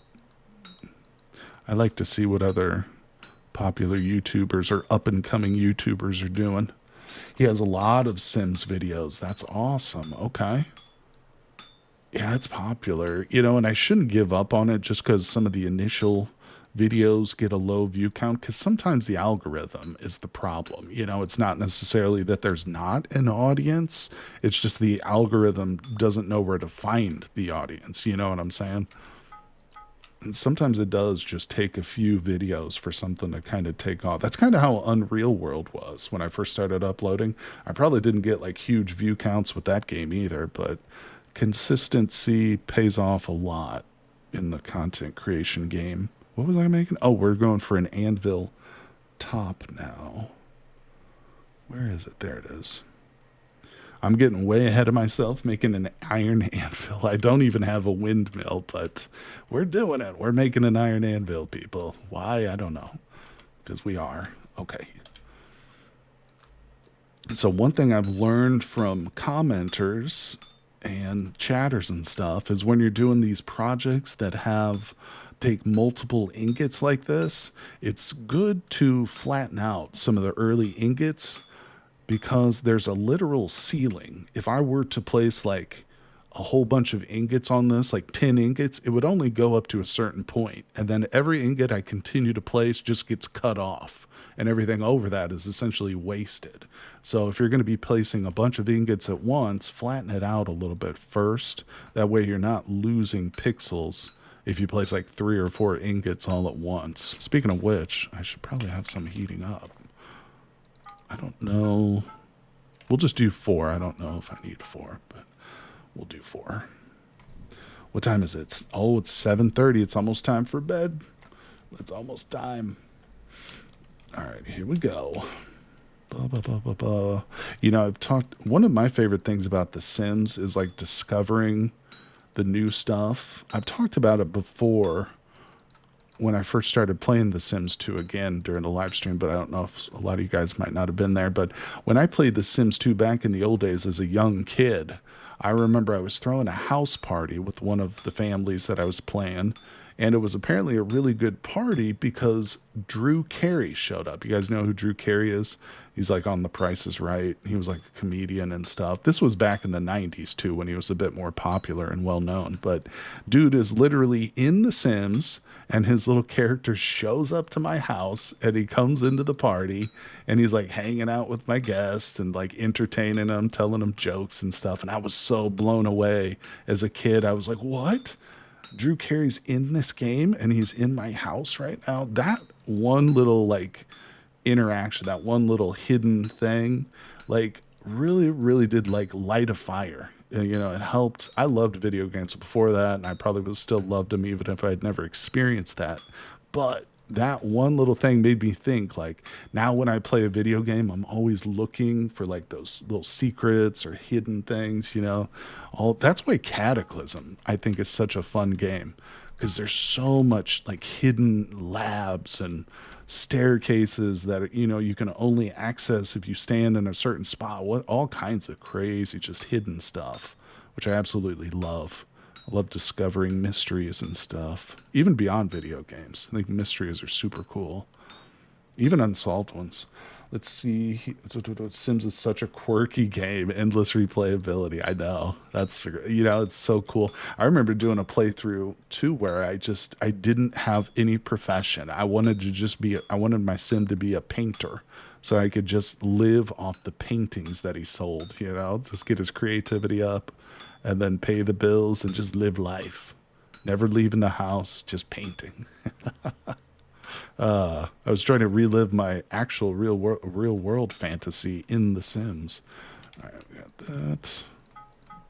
Why is that one not heating? Oh, okay. Let's see here. Gotta remember to follow my own advice. Knock this thing down a peg or two. Yeah, there was something about The Sims that really, that game had such an impact on so many people, you know, growing up as kids. Like it's up there. It's up there with like Super Mario Brothers. Some of the most, I think, entertaining, memorable, gives you so many fun memories, even the bad memories of like locking a person in a room, like making a sim of someone that you hate and then just torturing them. We all did it. Don't lie. Don't lie. You know you did it too. All right. Let's see. I have to go to the right. I hate hammering in this direction. For some reason I'm a lefty. I always hammer to the left. Whenever I'm forced to hammer in any other direction besides the left, it feels so unnatural. I don't like it. Okay, it's weird. Couple more. And I do have some borax too. I think we might have found that in an earlier episode, so it's not a spoiler necessarily.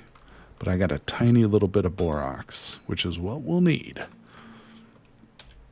You need one, if anybody has never made an iron anvil in this game, you need one sprinkle of borax to bring the top piece and the bottom piece together. It's actually cool too. The way you do it is really kind of cool. you can see that it's going to be like how most of the crafting is done. You know, they've said before that they want to move away from the crafting grid, and like all the crafting will be done similar to like flint napping in like little mini games almost. You know.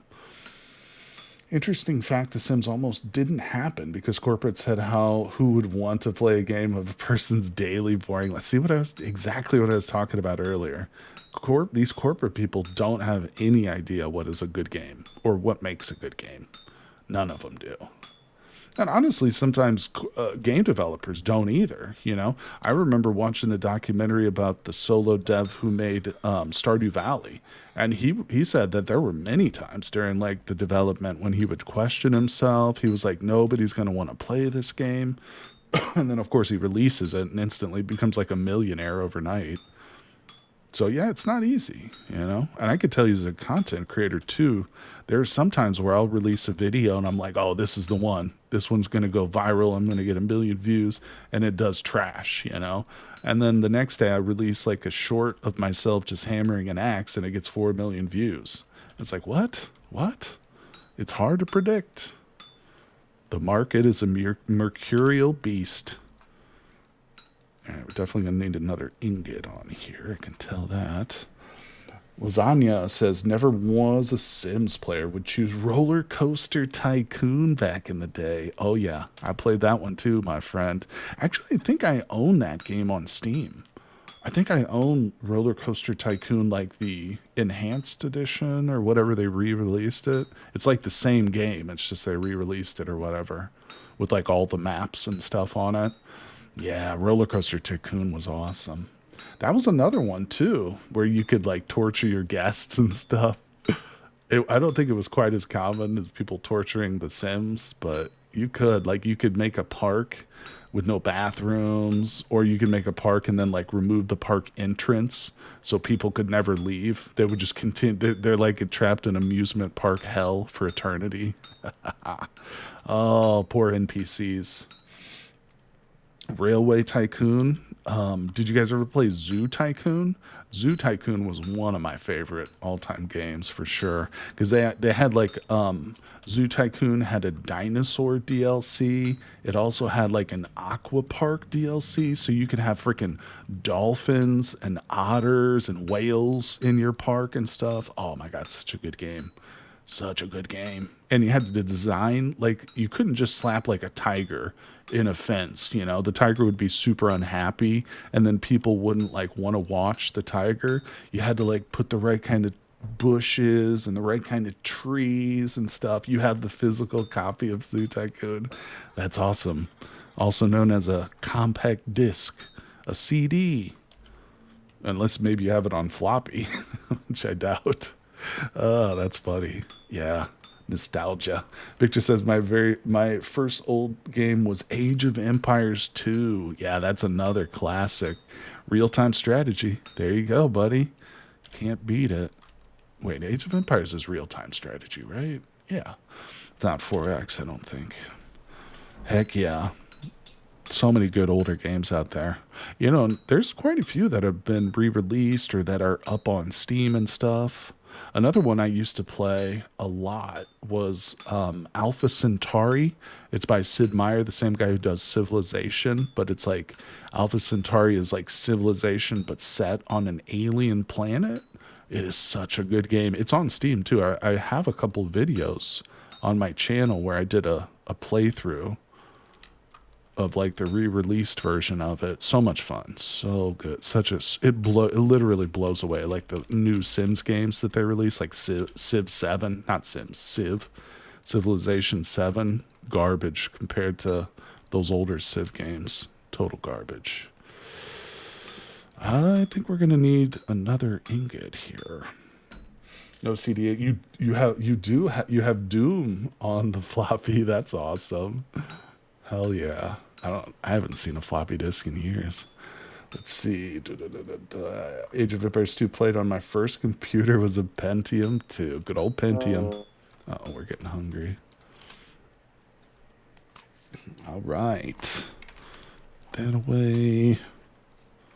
I don't know what I'm doing here. Maybe we do have enough pixels. Let's see. No, I don't think we do. I'm going to need another ingot for like 4 pixels.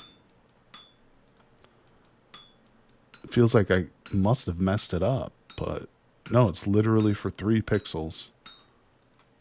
What are you going to do? What are you going to do? You got to add the ingot. Maybe that's how it is. Is that normal? I remember that it took me a month to learn who to wall on the game.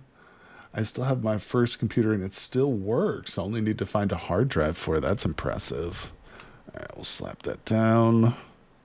Huge waste of iron. And it's too cold. Damn it. Now I gotta waste some coal on this thing. Did our charcoal finish? Oh, I didn't fill it again, duh. All right, we need to go to sleep. Put that away. Let's go to sleep. I didn't know how to configure the game, and it came in English. Oh, I see. How to walk on the game. I gotcha. Yeah, that would be difficult. Back in those days, too, I guess it wasn't a big priority for him to port it to other languages and stuff. These days, it's like even indie developers will do that, you know? But, all right. Yeah, that's got to be rough. As a non-English speaker, you've got the barrier of learning the game's mechanics in addition to trying to get past the language barrier too. That ain't easy. It's like me struggling in Spanish class. I remember I had to use the Arroyo dictionary. That's tough, my friend. But see, you learn. Not only did you learn how to play the game better, but you learned a little something about the English language. And I apologize for that, my friend. Age of Empires 2 soundtrack is one of the best to listen to it sometimes for the nostalgia. That's awesome. That is awesome. I don't listen to video game soundtracks like off unless... No, I don't think I've ever listened to a video game soundtrack just for the music itself. There have been some soundtracks that I've spliced onto other videos though because I like them better than like the game's original music, but that's kind of risky doing because I can tell you one of the things that YouTube strikes the most is music in terms of copyright. I've only had a couple of copyright claims on my channel and they're all because of music. I think it's because like AI can like detect music easier. What am I doing? I think that's it, as opposed to, I don't know, like visual content, like visually copyrighted materials. Maybe I'm wrong about that, but for whatever reason, music gets hit a lot. Let's see. Might want to listen a bit to Expedition 33, best soundtrack of the year. Interesting. Expedition 33. That sounds familiar. I can't picture that game though right off the top of my head. All right, well we've done it. We've got the base and we've got the top.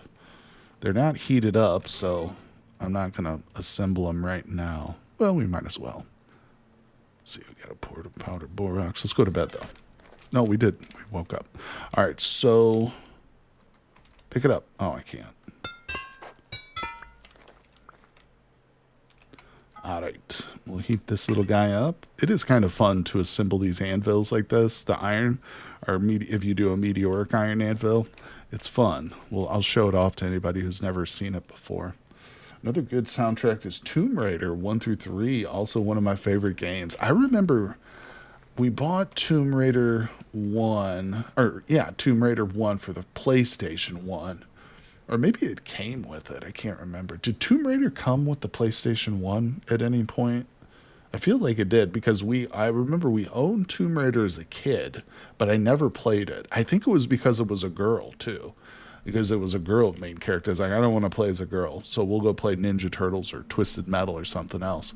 But eventually I got bored and I started to play Tomb Raider one day, and like I couldn't put it down after that. Like I had to beat every level and figure out all the little puzzles and stuff. So yeah, it was a good game. It was a good game. And it got me over my prejudice, you know, my misogyny towards female video game characters. Now I embrace them. I love to play as a female. It's all the same to me, you know. Let's see here. But yeah, good games for sure, for sure. Whoop. Yeah, I've mentioned there's one YouTuber I like to watch. I don't watch a lot of gaming videos in my downtime, but there's one that I do like to watch. He's mainly a Twitch streamer, but he does like YouTube videos of his streams. He's called the Grand Pooh Bear, and he plays like old NES games and stuff. He has a whole series called Games That You Couldn't Beat as a Kid, and so he'll play games like Battletoads or The Legend of Zelda, like really those really harder games, you know. Play them all the way through to completion and stuff. I really like his content is cool. All right, so there we go. We've got our anvil, but it's not ready yet. We got to strike it about 12 times. Oh, damn it, the top half is too cold? You stinker. Don't go in the water. It said the top half is too cold now. I hate you. Hurry up, hurry up, hurry up. The bottom's getting cold now. Let's see, Tomb Raider did come for PlayStation, but it was extremely difficult because PC had manual save, but PlayStation was in stages. Okay. Yeah, I was going to say, I remember we owned Tomb Raider, but I had no interest in playing it, you know, until I actually sat down and played it. And then I was like, oh, this game is badass. There we go. So now you can physically see, yeah, the top of this thing like being hammered into the bottom of it. And boom, there it is. Now we've got a full anvil. I like that a lot. And like I say, hopefully as time goes by, they will move away from the crafting grid and more things will be like that, you know, or like the flint napping is in the game and stuff. Well, we did it. We went through every iron bloom. How many did we end up with? 43 iron ingots. Remember Miss Raider and her triangles? Oh, I do. Yep, I remember those triangles. Hey, listen, as a young kid, those triangles were something special. Let's see, it also had dinos in the second one, did it really? All right, let's put this up. There's my third hammer. All right, let me get all my stuff down here. Good. All right, inventory's looking good. Let's get some food. We're going to go below, people. Oh, got to come out to my little cellar.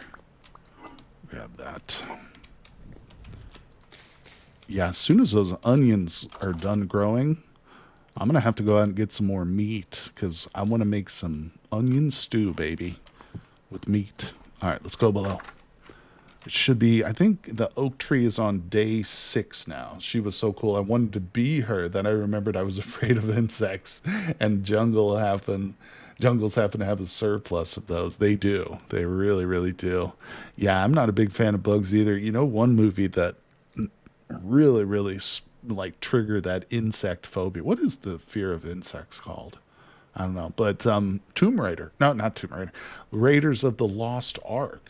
Indiana Jones. Remember when they go through like that hallway that's just like filled with bugs, and like the lady has to stick her hand in to get the switch or whatever to save Indy, and like it's just filled with bugs.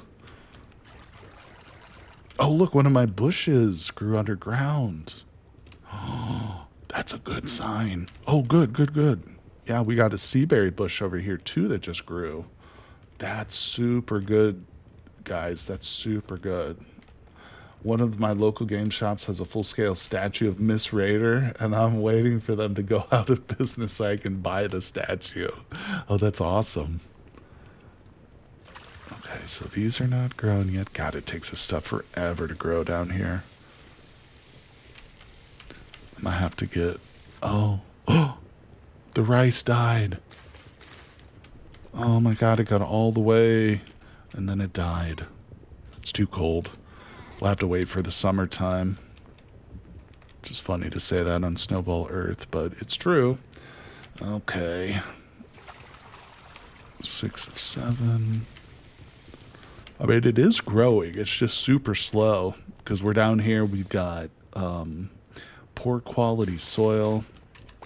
It's just the only soil available in this whole world. I haven't seen any medium fertility. I don't think it exists. It might, again, like in the southern equatorial parts of the world, but we haven't been there yet, so I haven't seen it. All right, there's my one lantern right there. You'll get to see me make that in tonight's episode. Yep, and that's right. We do have an episode of Snowball Earth coming out tonight. Think you should still be able to tap Terra Prety. Yeah, I remember, I think you commented that on the channel. Yeah, you're right. Obviously, what I need now is compost for that. Yeah, powdered charcoal won't be hard to get. Bone meal, I've already got that. So yeah, it's just the compost, and I'm working towards it in the sense that I've got a bunch of pelts sitting in a chest, just waiting for those to turn to rot. There's not a lot of things I can turn into rot. I could go out and harvest a bunch of berries. Maybe that's not a bad idea. Wait. I remember you commented that. What does that do? I didn't know you could do that. Wait, hold on. Let's go do that. You can just turn dirt into compost? Are you sure that's not a mod? A mod? I'm sorry, I'm losing my voice. Hold on.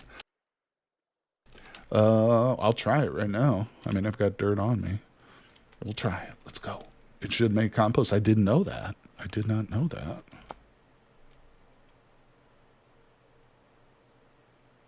Doesn't show it as an ingredient for it. Not 100%, but I saw my crafting book. Okay.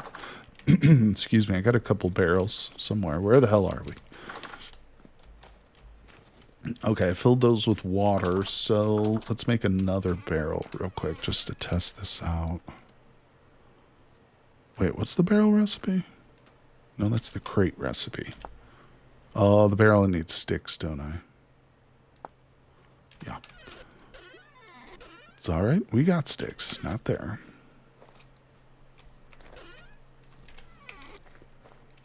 Okay. Let's make a barrel.